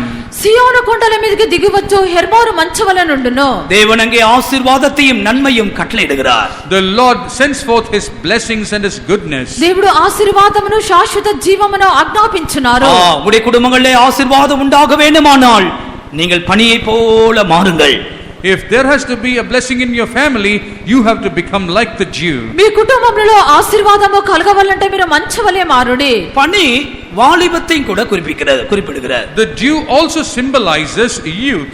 ఈ యొక్క మంచు అన్నది యవ్వనమును కూడా చూపుచున్నది. 110 సంగీతத்திலே படிக்கும் பொழுது When you turn to Psalm 110, 110వ కీర్తన చదివినప్పుడు 3ஆம் வசனம், விடியற் காலத்து கர்ப்பத்தில் பிறக்கும் பனிக்கு சமானமாய் யவ்வன ஜனம் உனக்கு பிறக்கும். Thou hast the మూడో వాక్యమునందు from the womb of the morning thou hast the dew of thy youth. మూడో వాక్యమునందు నీ యవనస్తుల్లో శ్రేష్ఠులు పరిశుద్ధాలంకృతులై మంచువలే అరుణోదయ గర్భముల నుండి నీ యొద్దకు వచ్చెదరు. பனி யவ்வன ஜனம் வாலிப ஜனத்தை காண்பிக்கிறது. Dew also symbolizes youth. ఈ యొక్క మంచు అనేది యవనస్తులను చూపుచున్నది. அந்த அர்த்தம் என்ன? But what is the meaning of that? దీని యొక్క అర్థం ఏమిటి? ஒரு காலத்தில் இந்த சத்தியத்தில் நடக்க முடியாமல் நொண்டி நடந்த உன்னை கர்த்தர் கிருபையாய் சந்தித்து உன்னை ஒரு வாலிபனாக மாற்ற விரும்புகிறார். The meaning of that is you who once upon a time were unable to walk in this truth, the Lord graciously has met you and made you into a youth. దీని యొక్క అర్థం ఏదనగా ఒక కాలమునందు నువ్వు సత్య ప్రకారము జీవించలేకుండా కుంటుచో నడిచినటువంటి నిన్ను ప్రభు యవ్వనస్తునిగా మార్చున్నారు. எனவேதான் அவர்கள் கர்த்தரால் வருகிற பனியை போல் இருப்பார்கள். And that's the reason they will be like the dew from the Lord. కావున వారు యెహోవా వల్ల కలుగ మంచు వలె ఉండెదరు. மூன்றாவதாக, Thirdly, మూడవదిగా இவர்கள் பூண்டுகள் மேல் இறங்கும் மழை போல இருப்பார்களாம். they will be like the showers upon the grass. వీరు గడ్డి మీద పడు వర్షం వలె ఉండెదరు. ஆண்டவருக்கு ஸ்தோத்திரம். Praise be to the Lord. ప్రభువుకు స్తోత్రము. இந்த மழை குறித்து என்ன சொல்லப்பட்டிருக்கிறது? What is mentioned about these showers? ఈ యొక్క వర్షమును గురించి ఏమి చెప్పబడి அது ఉన్నది? மனுஷனுக்கு காத்திருப்பதில்லை. It does not wait for man, ఇది మనుష్య నిమిత్తము కనిపెట్టుటలేదు. மனுஷருக்கு தாமதிப்பதும் இல்லை. nor does it wait for men. మనుషుల కొరకు అది కనిపెట్టదు. பூண்டுகளின் மேல் இறங்குகிற மழைக்கு ஒப்பா இருப்பார்கள். They will be like the showers upon the grass. గడ్డి మీద పడు వర్షం వలె ఉండెదరు. மீந்ததான ஜனத்தை கர்த்தர் ஒரு ஆசீர்வாதமான மழையாகவே மாற்றி விடுகிறார். The remnant of the people, the Lord makes them into a shower. ఈ యొక్క మిగిలినటువంటి జనులను ప్రభు ఒక ఆశీర్వాదముగా మార్చున్నారు. ஒரு காலத்தில் நொண்டி நொண்டி நடந்ததான உன்னுடைய கிறிஸ்தவ வாழ்க்கையை கர்த்தர் மாற்றி உன்னையே ஆசீர்வாதமான மழையாக அவர் மாற்றுவதாக இன்றைக்கு அவர் உன்னோடு கூட பேசுகிறார். Once upon a time, you who were a lame or a halting person in the Christian walk, you yourself, the Lord is making you into a shower and He's speaking to you. ఒక కాలమునందు ఈ యొక్క క్రైస్తవ జీవితమునందు కుంటుచు నడుచున్నటువంటి నిన్ను ప్రభు ఒక వర్షం వలె మార్చున్నారు. எத்தனையோ பேர் கடினமான வழியிலே நடந்து போகிறார்கள். Many people are walking through difficult times. అనేక మంది కఠినమైన మార్గంలో గుండా వెళ్ళుచున్నారు. எங்களால் முடியவில்லை என்று சொல்லுகிறார்கள். They say we are unable to walk. ఇది మా వల్ల సాధ్యము కాదనుచున్నారు. இந்த காலவெளியிலே கர்த்தர் நம்மோடு கூட பேசிக்கொண்டே இருக்கிறார். This morning the Lord continues to speak to us. ఈ యొక్క ఉదయ కాలంలో ప్రభు మనతో మాట్లాడుచున్నారు. இந்த நொண்டியானவளை மீதியான ஜனமாய் மாற்றுகிறதான தேவன் உன்னை ஒரு மழையை போலவே மாற்றுகிறார். This Lord who makes the halting or the lame person as a remnant, He is going to change you as a shower. ఈ యొక్క కుంటి వారిని శేషించిన జనులుగా మార్చినటువంటి ప్రభువు నిన్ను ఒక వర్షముగానే మార్చున్నారు. மழை வரும் பொழுது எவ்வளவு பெரிய சந்தோஷம்! What a great joy when the showers come. వర్షం పడినప్పుడు ఎంత గొప్ప సంతోషము. ஆசீர்வாதமான மழை a shower of blessing. ఆశీర్వాదకరమైన వర్షము. பூமி எல்லாம் நனைகிறது. The earth becomes wet. భూమిని తడుపుచున్నది. எல்லாருக்கும் சந்தோஷம் உண்டாகிறது. It brings in joy. అందరికి సంతోషము కలుగుచున్నది. இப்படிப்பட்டதான ஆட்களை மழையாக தேவன் மாற்றுகிறார். Such a people, the Lord converts them into a shower. ఇటువంటి వారిని ప్రభు వర్షముగా మార్చున్నారు. அடுத்ததாக இந்த மீந்த ஜனத்தை ஆண்டவர் என்ன செய்கிறாராம்? What else does the Lord do with these remnant people? తరువాత యొక్క శేషించిన జనులను ప్రభువు ఏమి చేయించున్నారు? இந்த 5ஆம் அதிகாரத்தின் 8ஆம் வசனத்தை படிங்கள். 5th chapter 8th verse. 5వ అధ్యాయము 8వ వాక్యము. யாக்கோபிலே மீதியானவர்கள் சிங்கம் காட்டு மிருகங்களுக்குள்ளே இருக்கிறதுக்கு சமானமாகவும் கடந்து போய் மிதித்து தப்புவிப்பார் இல்லாமல் பீறி போடுகிற பால சிங்கம் ஆட்டு மந்தைகளுக்குள்ளே இருக்கிறதற்கு சமானமாகவும் ஜாதிகளுக்குள் அநேக ஜனங்களின் நடுவிலே இருப்பார்கள். The remnant of Jacob shall be among the Gentiles in the midst of many people, as a lion among the beasts of the forest, as a young lion among the flocks of sheep, who if he go through both treadeth down and teareth in pieces, and none can deliver. இந்த மீதியானவரை குறித்து மீந்த ஜனத்தை குறித்து ரெண்டு காரியங்கள் நாம் இங்கே பார்க்கிறோம். Here we see two things about this remnant of Jacob. ఇక్కడ శేషించిన జనులను గురించి రెండు కార్యములు చూస్తున్నాము. சிங்கம் காட்டு மிருகங்கள் மத்தியிலே இருக்கிறது போல, As a lion among the beasts. అడవి మృగముల మధ్యలో సింహము ఉండినట్లుగా பொதுவாக சொல்லுவார்களே, காட்டு மிருகங்களிலே சிங்கம்தான் ராஜா. Generally they say the lion is the king among the beasts. సామాన్యముగా చెప్పినప్పుడు అడవి మృగములలో సింహమే రాజై ఉన్నది. நான் ஆரம்பத்திலே சொன்னேன், தேவன் தன்னுடைய மனதுருக்கத்தை இன்னும் மாற்றவில்லை, அவர் மனதுருக்கம் உள்ளவராகவே இருக்கிறார். At the beginning I mentioned God has not changed in his compassion. He continues to have a compassionate heart. నేను ప్రారంభంనందే మీకు చెప్పినాను, ప్రభు తన యొక్క జాలిని ఇంకనో మార్చలేదు, ప్రభు జాలిగల వారిగానే ఉన్నారు. நொண்டி நொண்டி நடந்து கொண்டிருந்ததான எந்த ஜனங்களை பார்த்து சொல்லுகிறார், நான் உன்னை இப்போது சிங்கத்தை போல மாற்றப் போகிறேன் என்று சொல்லுகிறார். These people who were limping and lame, looking at them, the Lord says, I am going to make you like a lion. కుంటుచో నడుచున్నటువంటి జల్లను చూచి ప్రభు ఇప్పుడు అనుచున్నారు, నేను మిమ్మల్ని సింహం వలె మార్చెదను. காட்டு மிருகங்கள் என்று சொன்னால் என்ற அர்த்தம் என்ன? What is the meaning of the beasts? అడవి మృగములు అనగా అర్థం ఏమిటి? தெய்வத்தை அறியாத ஜனங்களை அது காண்பிக்கிறது. It symbolizes people who do not know దేవుని God. ఎరుగనటువంటి జల్లను చూపుచున్నది. கர்த்தருக்கு மகிமை உண்டாகட்டும். Glory be to the Lord. దేవునికి మహిమ కలుగును గాక. தெய்வத்தை அறியாத ஜனங்கள் மத்தியிலே, அந்த காட்டு மிருகங்கள் மத்தியிலே உன்னை கர்த்தர் சிங்கமாக வைப்பார். The Lord is going to keep you as a lion among the people who are ignorant of God, the beasts. దేవుణ్ణి ఎరుగనటువంటి జల్ల మధ్యలో, అడవి మృగముల మధ్యలో ప్రభువుని ఒక సింహంగా ఉంచెదరు. இந்த వచనத்திற்கு இன்னொரு అర్థமும் கூட உண்டு. There is yet another meaning for this verse. ఈ యొక్క వాక్యమునకు మరొక అర్థము కలదు. காட்டு மிருகம் என்று சொல்லக்கூடியது நம்முடைய குணப்படாத சுபாவங்களை காண்பிக்கிற. When you say beast, it also symbolizes our unsanctified natures. ఈ యొక్క అడవి మృగములు అని చెప్పినప్పుడు మనలో ఉండినటువంటి పరిశుద్ధ పరచబడని స్వభావములు, எத்தனையோ குணப்படாத சுகப்படாத பரிசுத்தப்படாத சுபாவங்கள் இன்னும் காட்டு மிருகங்களை போல் இருக்கிற. There are still many character which are unsanctified natures manifesting as beasts. మనలో చూచినప్పుడు పరిశుద్ధ పరచబడలేనటువంటి అనేకమైన స్వభావములు అడవి మృగముల వలె కనిపించున్నవి. ஆண்டவர் இங்கே என்ன சொல்லுகிறார்? What does the Lord say here? ఇక్కడ ప్రభువు ఏమనుచున్నారు? யாக்கோபிலே மீதியான இந்த ஜனத்தை சிங்கம் காட்டு மிருகங்கள் மத்தியில் இருக்கிறது போல நான் அவர்களை வைப்பேன். The remnant of the people, the Lord will make them like lion among the beasts. యాకోబు సంతతిలో శేషించిన వారు అడవి మృగములలో సింహం వలె ఉండెదరు. நீதிமான்களோ சிங்கத்தை போல தைரியமாயிருப்பார்கள். The righteous will be bold like the lion.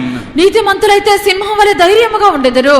ஒன்றுக்கும் பின்னடையாத சிங்கம் போல அவர்கள் இருப்பார்கள். They will not withdraw at anything. They will be like the lion. దేనికి కూడా భయపడి వెనుకకు తిరగలేనటువంటి సింహం వలె ఉండెదరు. தேவ பிள்ளையே, காட்டு மிருகத்தின் மத்தியிலே நீ ஒரு சிங்கம் என்று இந்த வார்த்தையை ஏற்றுக்கொண்டால் உன்னுடைய கைகளை உயர்த்தி முழு பலத்தோட நீ ஒரு அல்லேலூயா சொல். மறுபடியும் சொல்லுகிறேன், மறுபடியும் சொல்லுகிறேன். I repeat again. நானே சொல்றேன். அதாவது காட்டு மிருகங்கள் மத்தியிலே, தெய்வத்தை அறியாத இந்த ஜனங்கள் மத்தியிலே, எந்த குணப்படாத சுபாவங்கள் மத்தியிலே நொண்டியான என்னை என் தேவன் சிங்கமாய் வைப்பார். இதை ஏற்றுக்கொள்ளுகிறவர்கள் சத்தமாய் 3 அல்லேலூயா சொல்லுங்கள். ஆமென். அல்லேலூயா. எல்லார் முகத்துல இப்பதான் சந்தோஷம் வந்திருக்கு. எவ்வளவு காலம் நொண்டியானவளா ஓடிட்டு இருக்கிறது. How long can you be limping or lame? ఎంత కాలము కుంటివారిగా పరిగెత్తున్నది. இந்த வாழ்க்கையிலும் கூட எத்தனையோ தோல்வியோடு நொண்டியானவளை போல நான் வாழ்ந்த நாட்கள் உண்டு. Even in my life, for many days I also, with many defeats, I was like a lame person. నా యొక్క జీవితం నందు కూడా అనేకమైన అపజయములు ఉండెను. నేను ఒక కుంటివానిగానే ఉంటిని. எங்களுடைய சொந்த இடத்துல ஒரு சப்பானி இருந்தார். In my place there was a lame person there. మా యొక్క స్థలమునందు ఒక కుంటివాడు ఉండెను. அவர் உட்கார்ந்து பிச்சை எடுத்துக் கொண்டிருந்தார். அந்த இடம் மகாபலிபுரம், உங்களுக்கு தெரிந்த இடமா இருக்கலாம். He used to ask for alms, and it's a place which all of you know. ఆ యొక్క స్థలము మీ అందరికీ తెలియనని అనుకొనిచున్నాను. பிச்சை எடுத்துக் கொண்டிருந்தார். He was taking alms. అతడు అక్కడ భిక్షం అడుకొనిచుండెను. அங்கே வந்ததான ஒரு வெள்ளைக்காரன், வெளிநாட்டு சேர்ந்ததான ஒரு ஆள், இவன் பிச்சை எடுக்கிறத பார்த்து இவன் நல்லா தானே உட்கார்ந்துருக்கிறான், இவனுக்கு என்ன பிச்சைன்னு காலால் பூட்ஸ் காலால் ஒரே உதவி விதித்தான்.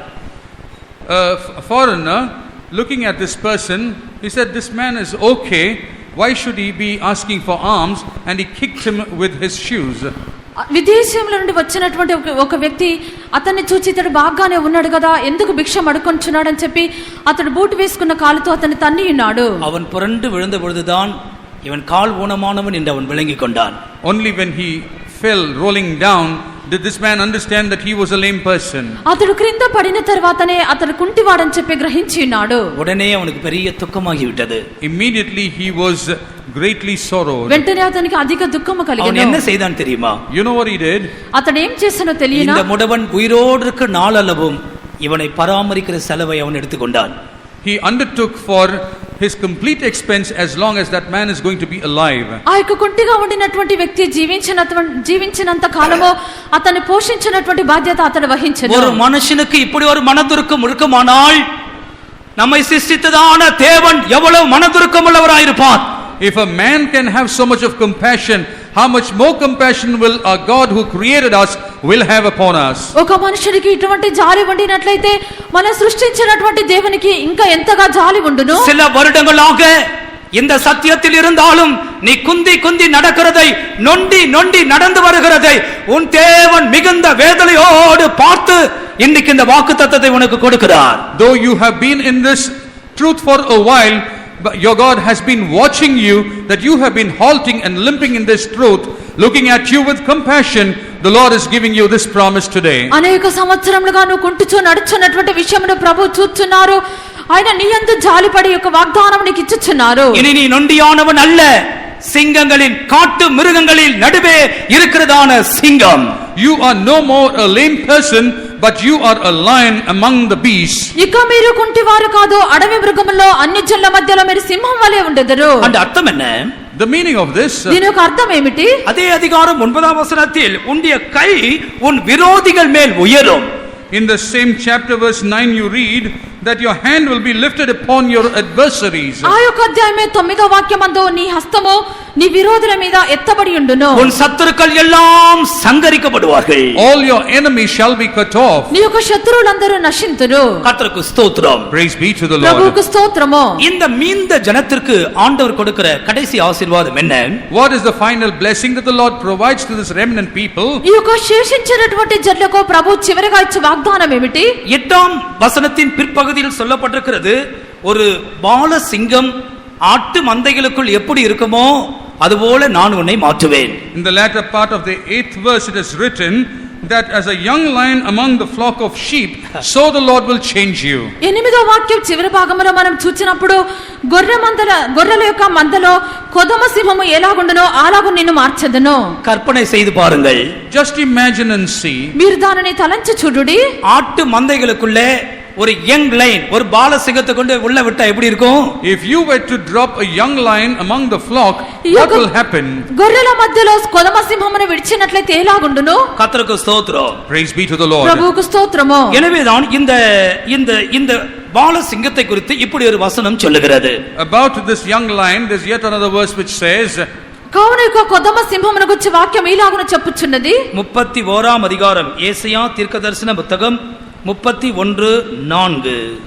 Isaiah 31 verse 4. యెషయా గ్రంథము 31వ అధ్యాయము 4వ వాక్యము. கர்த்தர் என்னுடனே சொன்னது, சிங்கமும் பாலசிங்கமும் தங்கள் இரையை பிடித்திருக்கும் போது கர்ஜித்து தங்களுக்கு விரோதமாய் கூப்பிடுகிற திரளான மெய்ப்பெரின் சத்தத்தினாலே கலங்காமலும் அவர்கள் அமளியினாலே பணியாமலும் இருக்கிறது போல. அமளியினாலே பணியாமல் இருக்கிறது போல என்ற அர்த்தம், இதற்கு பயமே கிடையாது. He will not be afraid or abase himself.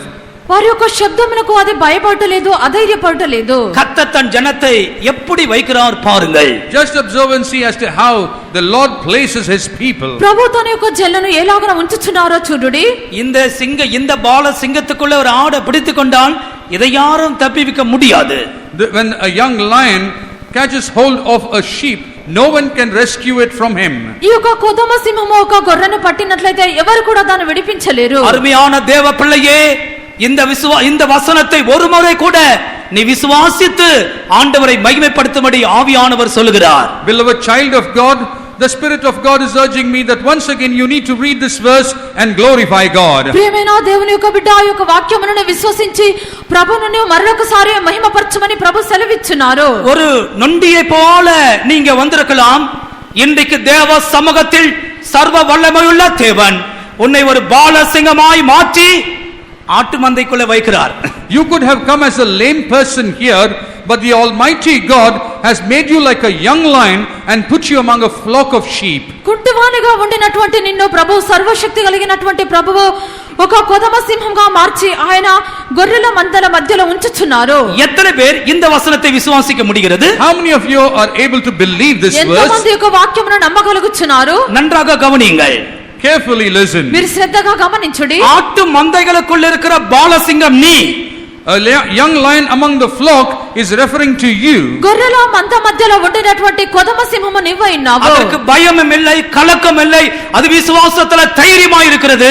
It doesn't have any fear, it cannot be abased, it is bold in its faith. దానికి భయము లేదు, కలవరం లేదు, అది మిక్కిలి ధైర్యంతో ఉన్నది. இந்த வசனத்தை ஏற்றுக்கொள்ளுகிறவர்கள் கூட ஒரு அல்லேலூயா சொல்லலாமே. பாலசிங்கங்கள், ஆட்டு மந்தைகளுக்குள் இருக்கிற பாலசிங்கங்கள். As young lion among a flock of sheep. గొర్రెల మంద మధ్యలో ఉండినటువంటి కొదమ సింహములు. கர்த்தருக்கு மகிமை உண்டாகட்டும். Glory be to the Lord. దేవునికి మహిమ కలుగును గాక. வசனத்தை விசுவாசித்து அறிக்கை செய்து பலப்படுங்கள்.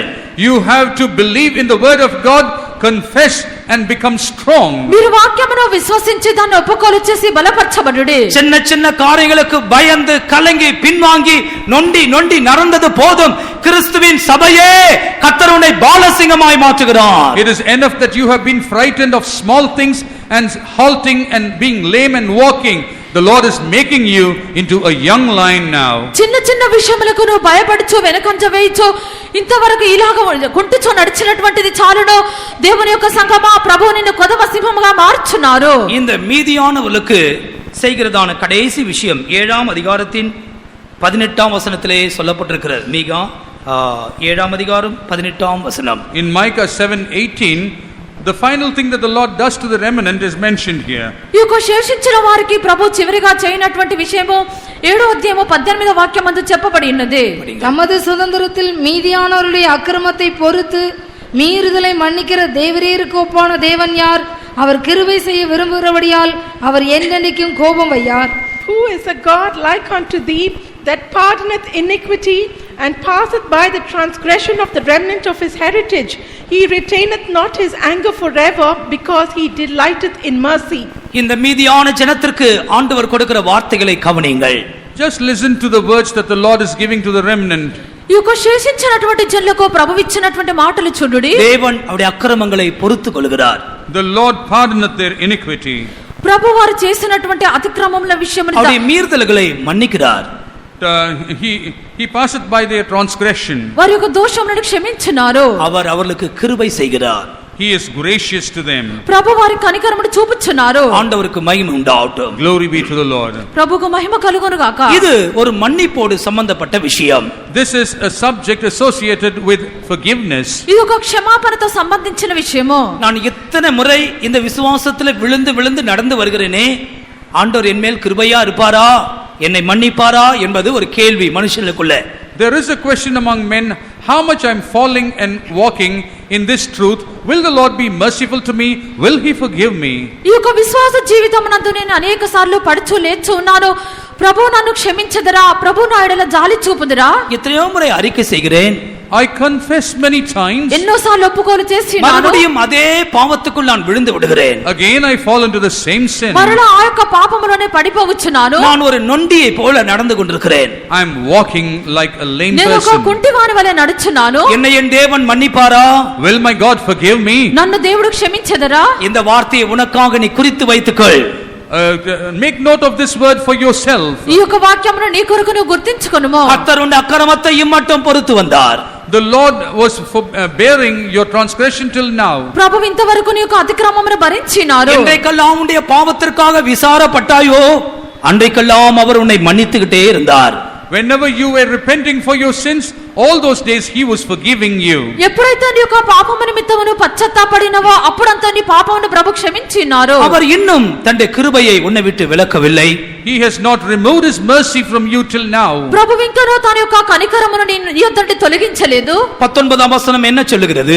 What does the 19th verse say? 19వ వాక్యం ఏమి చెప్పుచున్నది? அவர் திரும்ப நம்மேல் இறங்குவார். He will again have compassion on us. ఆయన మరలా మన యందు జాలిపడును. நம்முடைய அக்கிரமங்களை அடக்கி போடுவார். He will subdue our iniquities. మన దోషములను అణిచివేయును. உன்னுடைய அக்கிரமத்தை உன் தேவன் அடக்குவார். The Lord will subdue your iniquity. నీ యొక్క దోషములను ప్రభు అణిచివేయుదురు. நம்முடைய பாவங்கள் எல்லாம் சமுத்திரத்தின் ஆழங்களிலே போட்டு விடுவார். And all our sins he will cast it into the depth of the sea. మన యొక్క పాపములన్నిటినీ సముద్రం యొక్క అగాధములలో ఆయన పడవేయుదురు. மீதியான ஜனங்களை அவர் மன்னித்து அவளுக்கு உதவி செய்கிறார்.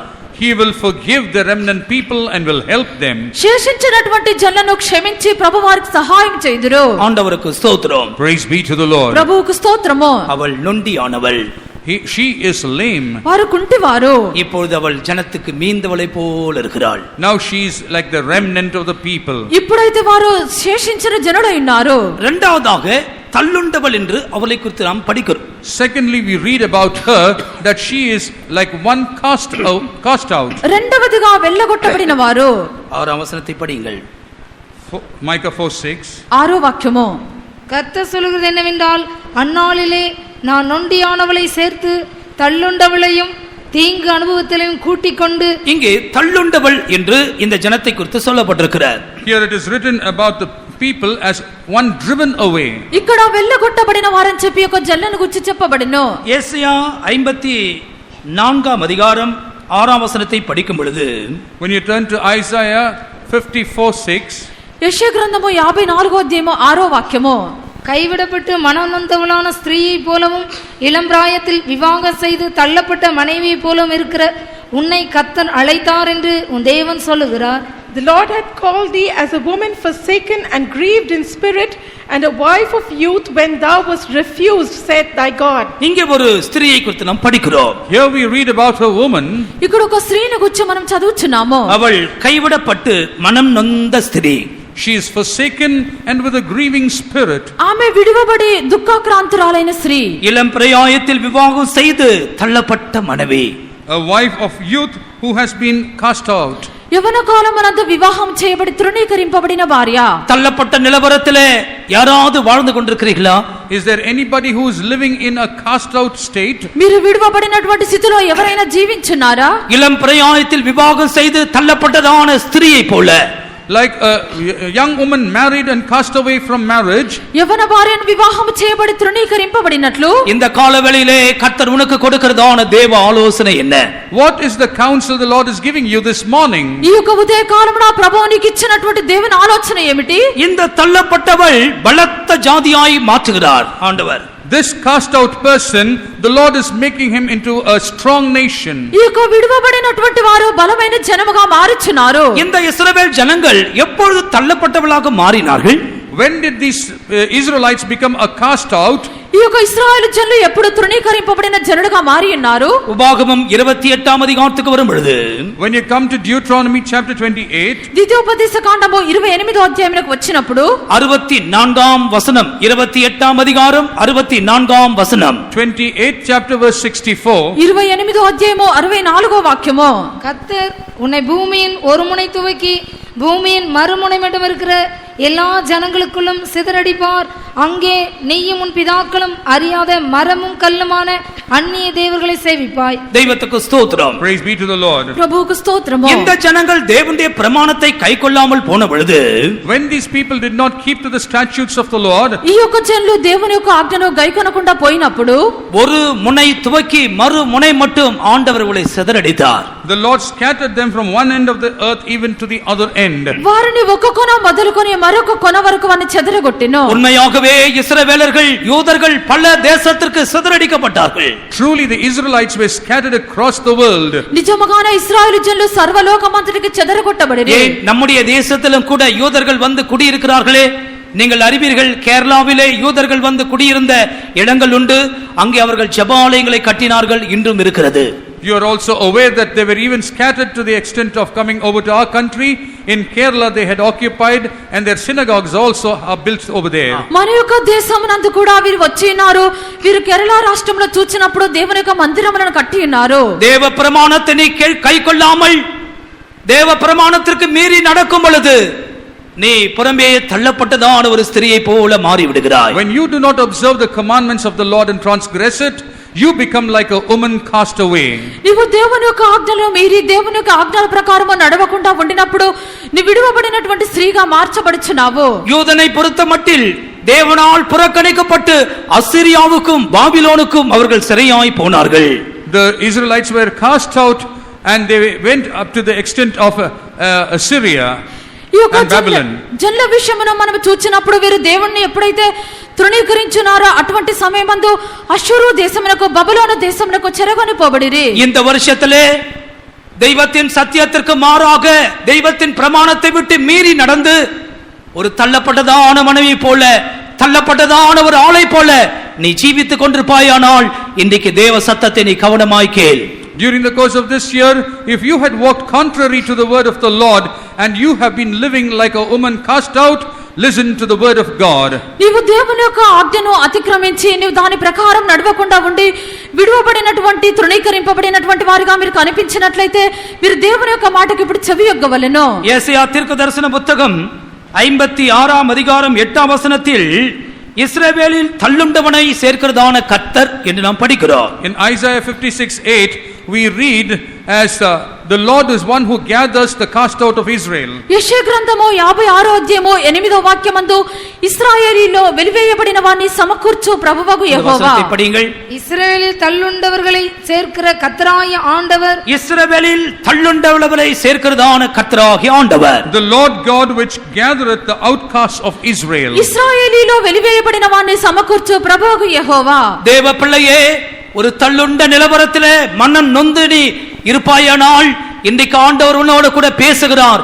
நீ பலத்த ஜாதியாய் மாறுவாய். O child of God, if you are in a cast out state, grieved in your spirit, today the Lord is speaking to you that you will become a strong nation. దేవుని యొక్క బిడ్డను వెళ్ళగొట్టబడిన విడువబడినటువంటి స్థితిలో నేడు ఉండినట్లయితే ప్రభువు నీతో చెప్పున్నది, ప్రభువు నిన్ను గొప్ప జనముగా మార్చుదురు. ஏசாயா 60ஆம் அதிகாரம் 22ஆம் வசனத்தை படிக்கும் பொழுது, When you turn to Isaiah 60 verse 22, యెషయా గ్రంథము 60వ అధ్యాయము 22వ వాక్యం చదివినప్పుడు சின்னவன் 1000ம் சிறியவன் பலத்த ஜாதியுமாய் மாறுவான்.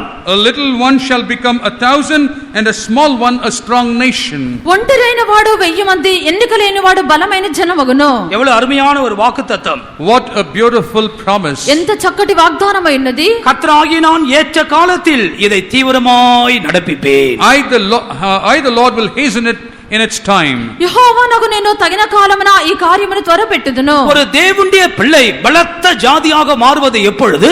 When does a child of God become a strong nation? ఒక దేవుని యొక్క బిడ్డ ఎప్పుడు బలమైన జనముగా మారుచున్నది? அவன் சின்னவனாக சிறியவனாக தேவனுக்கு முன்பாக தன்னை தாழ்த்த வேண்டும். He has to humble himself before the Lord as a small one.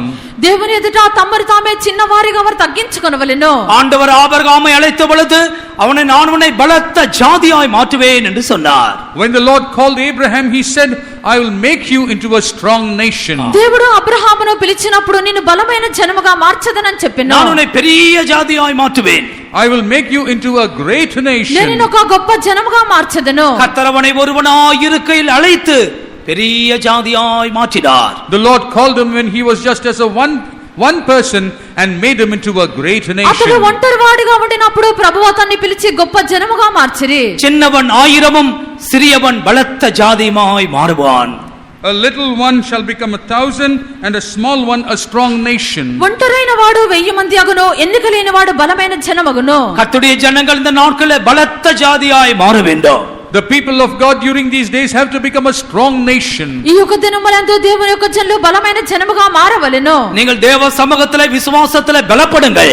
Be strengthened in your faith in the presence of the Lord. మీరు దేవుని సన్నిధానమందు విశ్వాసములో బలపరచబడుడి. ஆண்டவர் தன்னுடைய ஜனத்தோடு கூட பேசும் பொழுது, When the Lord speaks to his people, ప్రభువు తన యొక్క జనులతో మాట్లాడినప్పుడు, உங்களில் 5 பேர் எத்தனை பேர் துரத்துவார்களாம்? வசனத்திலிருந்து சொல்லுங்கள். how many will 5 of you chase? 5 பேர் எத்தனை பேர் துரத்துவார்கள்? మీలో 5గురు ఎంత మందిని తరుముదురు? சரியா சொல்லுங்கள்.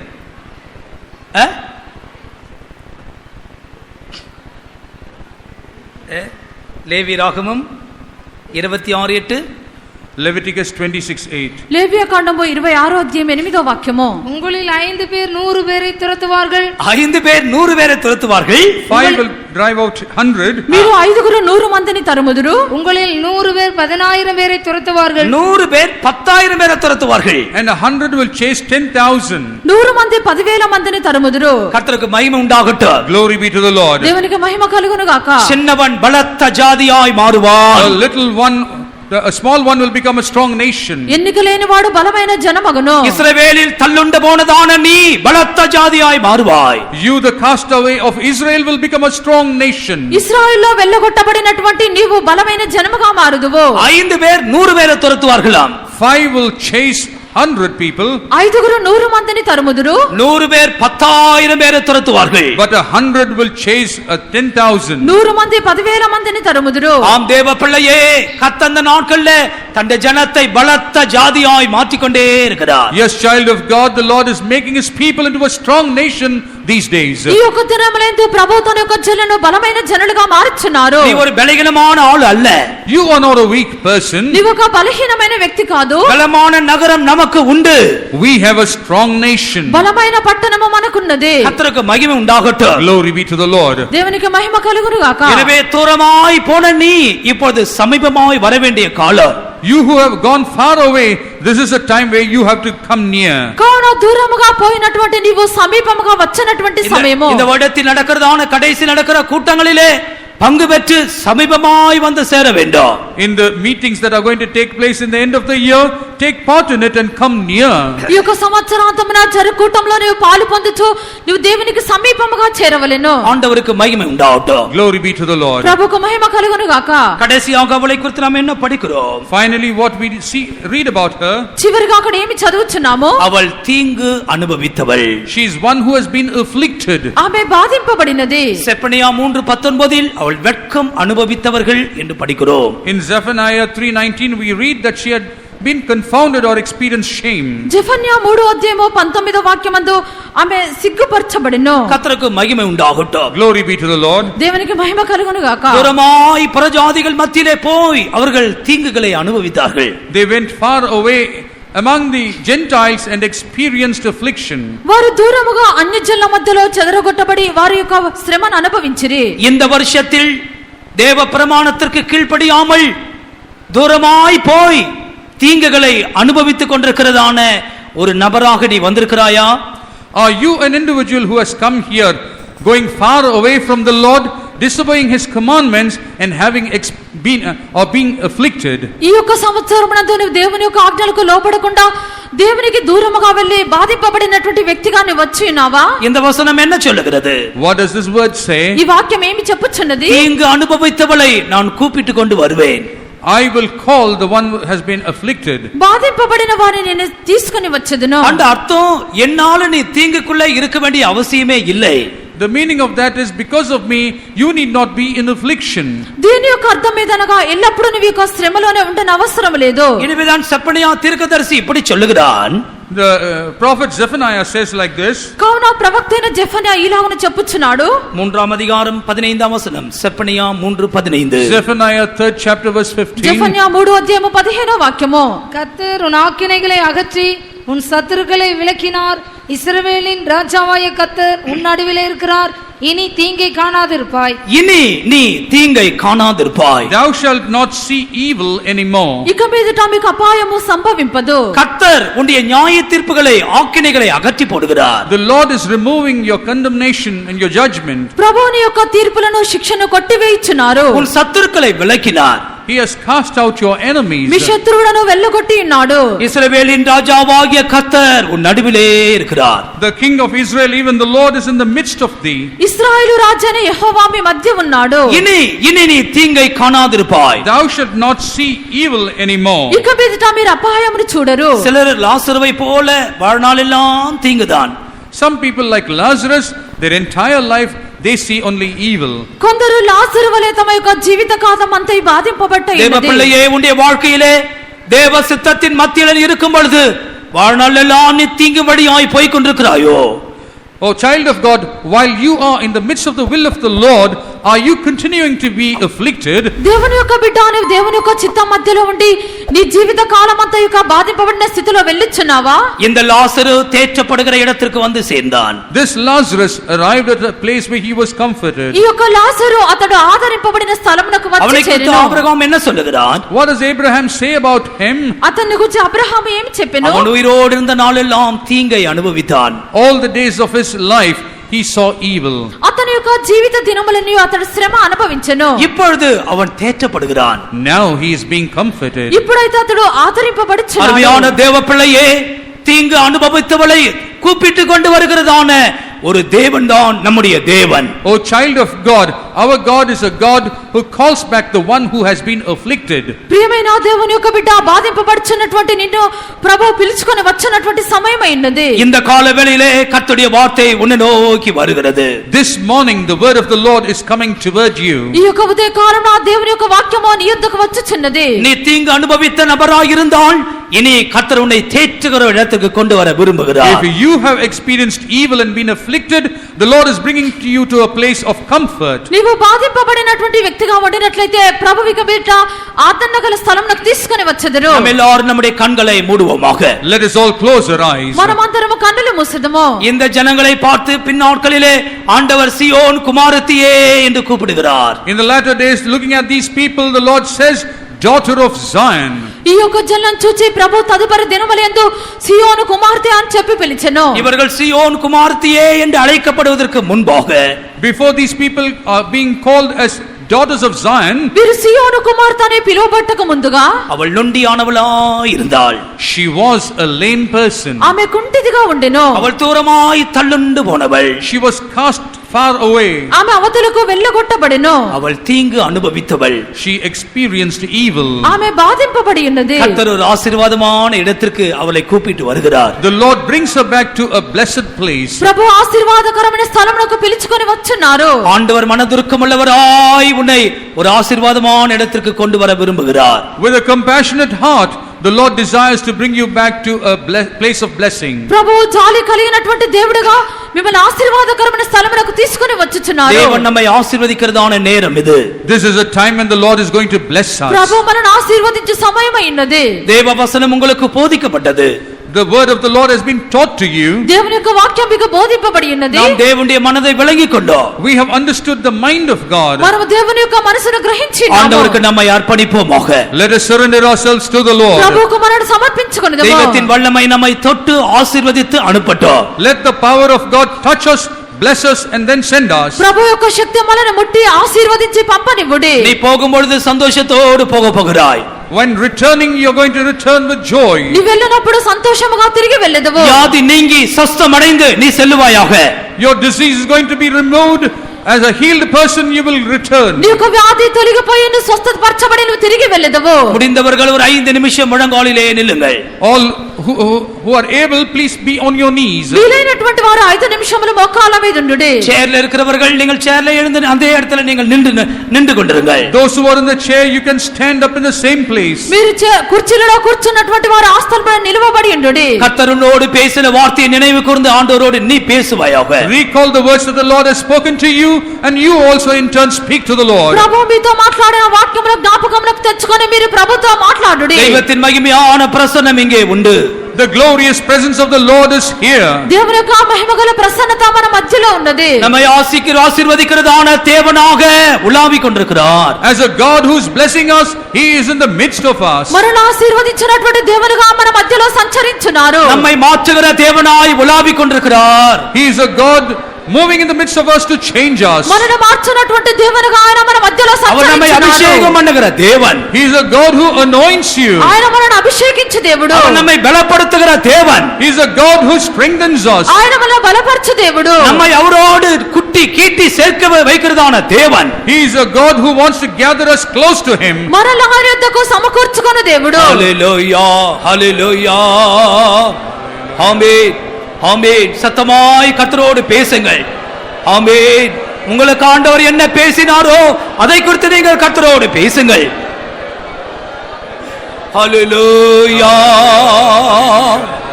ஆமென் ஆமென் ஆமென் ஹல்லேலூயா. ஸ்தோத்திரம் ஆண்டவரே ஸ்தோத்திரம் ஆண்டவரே ஹல்லேலூயா ஆமென். இன்னும் கேட்ட கேட்ட சேர்த்து கொள்ளுமே பாடுவர் நாயகா. எல்லாரும் ஒப்புரத்து பாடுங்கள்.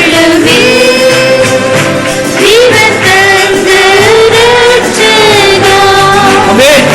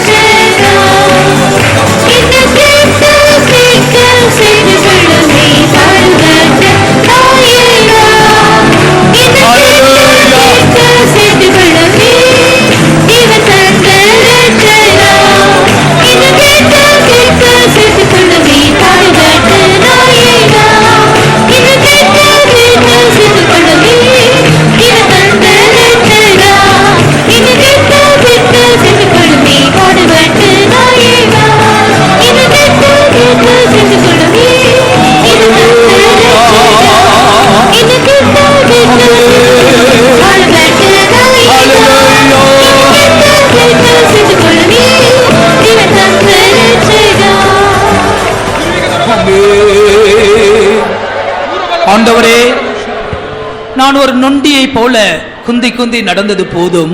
Lord, it is enough that I have walked halting like a lame person. என்னுடைய வேலை ஸ்தலத்தில் என்னால் நன்றாக சாட்சியாக இருக்க முடியறதில்லை. I am unable to be a testimony in my workplace. இந்த சத்தியத்தின் பிரகாரம் என்னால் நடக்க முடியல. I am unable to walk according to this truth. நொண்டியானவளாய் நான் உம்முடைய சமூகத்தில் வந்திருக்கிறேன். I have come as a lame person in your presence. என்னை ஒரு சிங்கமாய் நீர் மாற்றும். Make me a lion. என்னை ஒரு பாலசிங்கமாய் மாற்றும். A young lion. என்னை ஒரு மழையாய் மாற்றும். Make me a shower. என்னை ஒரு பனியாய் மாற்றும். Make me a dew. என்னை மன்னியும்.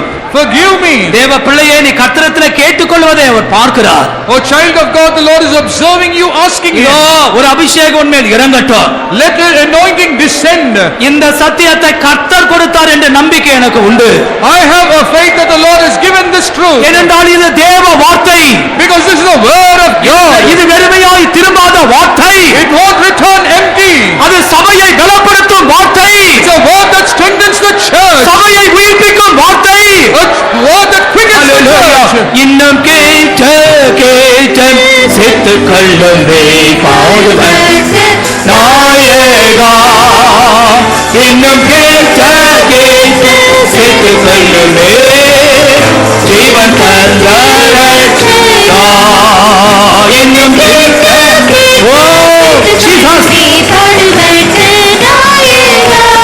வல்லமை ஜீவன் தந்த ரட்சகா. இன்னும் கேட்ட கேட்ட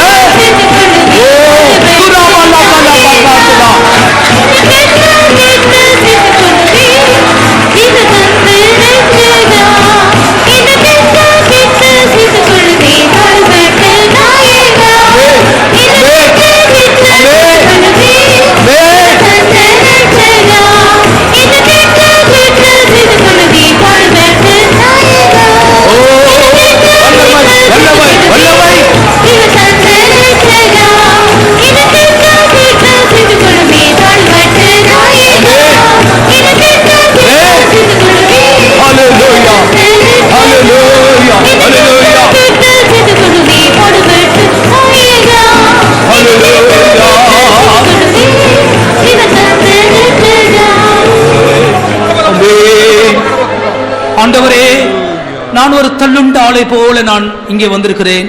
Lord, I have come as a castaway person. நான் தள்ளப்பட்டதை நீ அறிந்திருக்கிறீரே. You know that I have been cast out. ஒரு தள்ளுண்டவனை போல நான் உம்முடைய சமூகத்துல வந்திருக்கிறேன். As a cast out, I am in your presence. ஆண்டவர் சொல்ற, என் பிள்ளையே, நான் உன்னை பலத்த ஜாதியாய் மாற்றுவேன். The Lord says, child, I will make you a strong nation. இஸ்ரவேலின் தள்ளுண்டவளை சேர்க்கிற கர்த்தர். I am the Lord who gathers the castaway of Israel. எப்பொழுதெல்லாம் நீ புறக்கணிக்கப்படுகிறாயோ, whenever you are cast away, எப்பொழுதெல்லாம் மற்றவர்களால் தள்ளப்படுகிறாயோ, whenever you are being driven out, இந்த தேவன் தள்ளுண்டவளை சேர்க்கிற தேவன். this God is one who gathers the cast out. தள்ளுண்டவளை பலத்த ஜாதியாய் மாற்றுகிற தேவன். He makes the cast out a strong nation. ஹalleluya, ஹalleluya. ஒருவரை கூட பாடுங்கள் எல்லாரும். கேட்டு சேர்த்து கொள்ளுமே. ஆவியில நிரம்பி பாடுங்கள். ஆமென். ஹalleluya.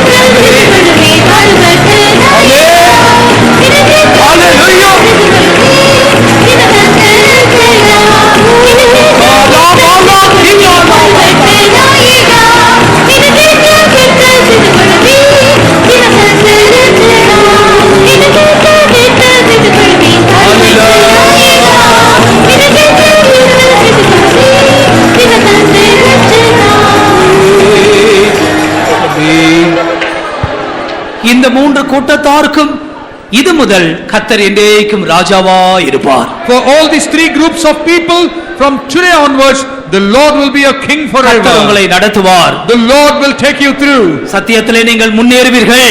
You will grow in the truth. சோதனைகளை நீங்கள் ஜெயிப்பீர்கள். You will overcome trials. நீங்கள் பரிசுத்த ஜீவியத்தை செய்வீர்கள். You will lead a holy life. உங்கள் மேல் மனதுருகிறதான கர்த்தர் இப்படி சொல்லுகிறார். The Lord who has mercy on you says so. நன்றியோடு கர்த்தரை ஸ்தோத்திரிப்போமாக. Praise the Lord. Praise the Lord. Praise the Lord. ஆசீர்வதிக்கப்பட்டதான இந்த நேரத்திற்காக ஸ்தோத்திரிப்போம். Praise the Lord. Praise the Lord. Praise the Lord. Praise the Lord. கிருபையுள்ள வார்த்தைகளுக்காக ஸ்தோத்திரிப்போம். ஸ்தோத்திரம், ஸ்தோத்திரம். எல்லா துதி கன மகிமை கர்த்தருக்கு கொடுத்து ஸ்தோத்திரிப்போமாக. ஜெபிப்போம். அன்பான பிதாவே, ஆசீர்வதிக்கப்பட்டதான நல்ல வேளைக்காக நாங்களுமே துதிக்கிறோம் கர்த்தாவே. இந்த காலை வேளையிலே உடைய பிள்ளைகளாகிய நாங்கள் உடைய சுமத்திலே கடந்து வரும் ஆண்டவரே, ஆவியோடும் உண்மையோடுமே தொழுதுகொள்ள கர்த்தர் எங்களுக்கு உதவிச்சது அப்படின்னாலுமே துதிக்கிறோம். உடைய சமூகத்திலே நாங்கள் களி கூற கர்த்தாவே, கர்த்தர் எங்களுக்கு உதவிச்சது அப்படின்னாலும் ஸ்தோத்திரம்.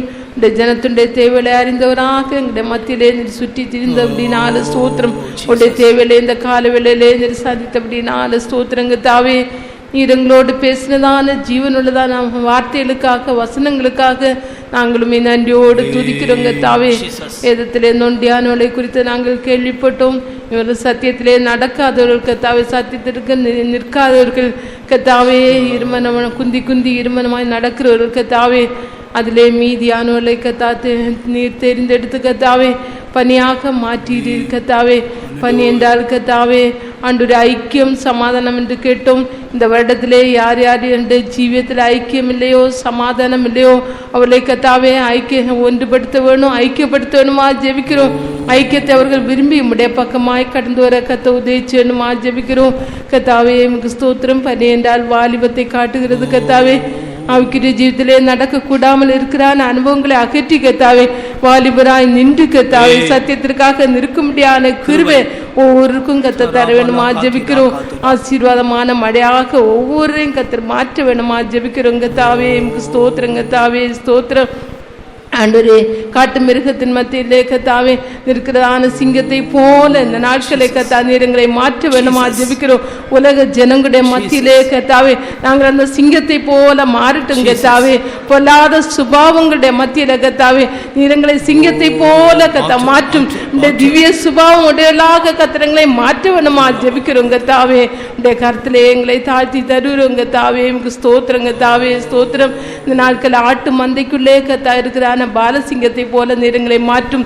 நாங்கள் எதற்கும் எந்த பொல்லாத வல்லமைகளுக்கும் அஞ்சாதபடிக்கு தைரியமாய் நிற்கக்கூடியவர்களாய் கத்திரங்களை மாற்ற வேணுமா ஜெபிக்கிறோம் கத்தாவே. அவக்கிற ஜீவித்திலே நொண்டியா இருக்கிறான அனுபவங்களை கத்தர் மன்னிப்பாரோன்னு கத்தாவை கேட்டுக்கொண்டிருக்கிறான ஒவ்வொருவரோடும் கத்தர் இடைப்பட்டபடியினாலும் ஸ்தோத்திரம். இந்த கால வேளையிலே ஒவ்வொருடைய பாவங்களை கத்தர் மன்னித்தபடினாலும் நன்றியோடுமே துதிக்கிறோம் கத்தாவே. உடைய பக்கமாய் நீர் சேர்த்து கொண்டபடினாலும் ஸ்தோத்திரம். உடைய பக்கமாய் நீர் இழுத்து கொண்டபடினாலும் ஸ்தோத்திரம். உங்களுடைய பாவத்தை நீர் மன்னித்தபடினாலும் நன்றியோடு துதிக்கிறோம் கத்தாவே. எங்க ஸ்தோத்திரம் கத்தாவே. தள்ளுண்டவர்களை குறித்து கேட்டோம் கத்தாவே. அன்றைய ஆவிக்கு ஜீவியத்திலே தள்ளப்பட்டவர்களை கத்தாவே நீர் பலத்த ஜாதியாக மாற்றினபடினாலும் துதிக்கிறோம் கத்தாவே. அன்றைய அவர்கள் ஒரு தள்ளப்பட்டவர்கள் அல்ல, இனிமேல் பலத்த ஜாதியாராய் காணப்பட கத்த உதவி செய்தபடினாலும் ஸ்தோத்திரம். தீங்கு அனுபவிக்க உடைய பிரமாணங்களை விட்டு கத்தா தூரமாய் போய் தீங்கு அனுபவிக்கிறவர்கள் கத்தாவை முற்றிலுமாக உடைய பக்கமாய் இழுக்கப்பட்டுட்டும் கத்தாவே. நீ இனி தீங்கை காண மாட்டாய் என்றதான வாக்குத்தத்தின் மூலமாய் கத்திரங்களோடு இடைப்பட்டபடினாலும் துதிக்கிறோம் கத்தாவே. ஸ்தோத்திரம். இனிமேல் கத்தாவே இப்படிப்பட்டதான பாவங்களுக்கு இடம் கொடாதபடிக்கு இந்த வருஷத்தின் கடைசியில் ஒரு ஆழமான சுத்திகரிப்பின் வேலை ஒவ்வொருவருக்குள்ளையும் கத்த செய்வேன். இந்த வசனங்கள் தொடர்ந்து ஒவ்வொரு ஜீவியத்திலும் கிரியை சேட்டும் ஆண்டவரே, தொடட்டும் ஆண்டவரே. பெரிய காரியங்களை செய்ய வேணுமா ஜெபிக்கிறோம். எப்படியான வசனத்தின் வெளிச்சத்திலே வைத்து ஒன்று கூட எங்களை ஆராய்ந்து சுத்திரித்து கத்தாவே நீர் வரும்போதுமே சந்திக்க கத்ததாம் எங்களுக்கு ஒவ்வொருவருக்கும் தெய்ச்சி இயேசு நாமத்தினால் வேண்டிக் கொள்கிறோம் பிதாவே. ஆமென். ஸ்தோத்திரம் பண்ணுங்கள். ஸ்தோத்திரம், ஸ்தோத்திரம், ஸ்தோத்திரம். இந்த கூட்டத்தை ஆசீர்வதித்ததற்காய் ஸ்தோத்திரிப்போம். ஸ்தோத்திரம். சிறு குழந்தைகளுக்காய் ஸ்தோத்திரிப்போம். ஸ்தோத்திரம், ஸ்தோத்திரம். முதியோருக்காய் ஸ்தோத்திரிப்போம். ஸ்தோத்திரம். வாலிபர்களுக்காய் ஸ்தோத்திரிப்போம். ஸ்தோத்திரம். குடும்பங்களில் பொறுப்பாயிருக்கிற சகோதர சகோதரிமார்களுக்காய் ஸ்தோத்திரிப்போம். ஸ்தோத்திரம், ஸ்தோத்திரம், ஸ்தோத்திரம். எல்லா கர்த்தருடைய ஊழியர்களுக்காய் ஸ்தோத்திரிப்போம். எல்லா துதி கன மகிமை கர்த்தருக்கு கொடுத்து ஸ்தோத்திரிப்போம். கர்த்தராகிய இயேசு கிறிஸ்துவின் கிருபையும் பிதாவாகிய தேவனுடைய அன்பும் பரிசுத்த ஆவியானுடைய ஐக்கியமும் நம்மோடும் சகல பரிசுத்தவான்களோடு அப்படி வருகை மட்டும் இருப்பதாக. ஆமென். ஹல்லேலூயா, ஹல்லேலூயா, ஹல்லேலூயா.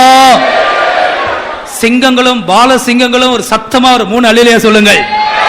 ஹல்லேலூயா, ஹல்லேலூயா, ஹல்லேலூயா. ஆம், கர்த்தர் உங்களோடு இருப்பாராக. ஸ்தோத்திரம்.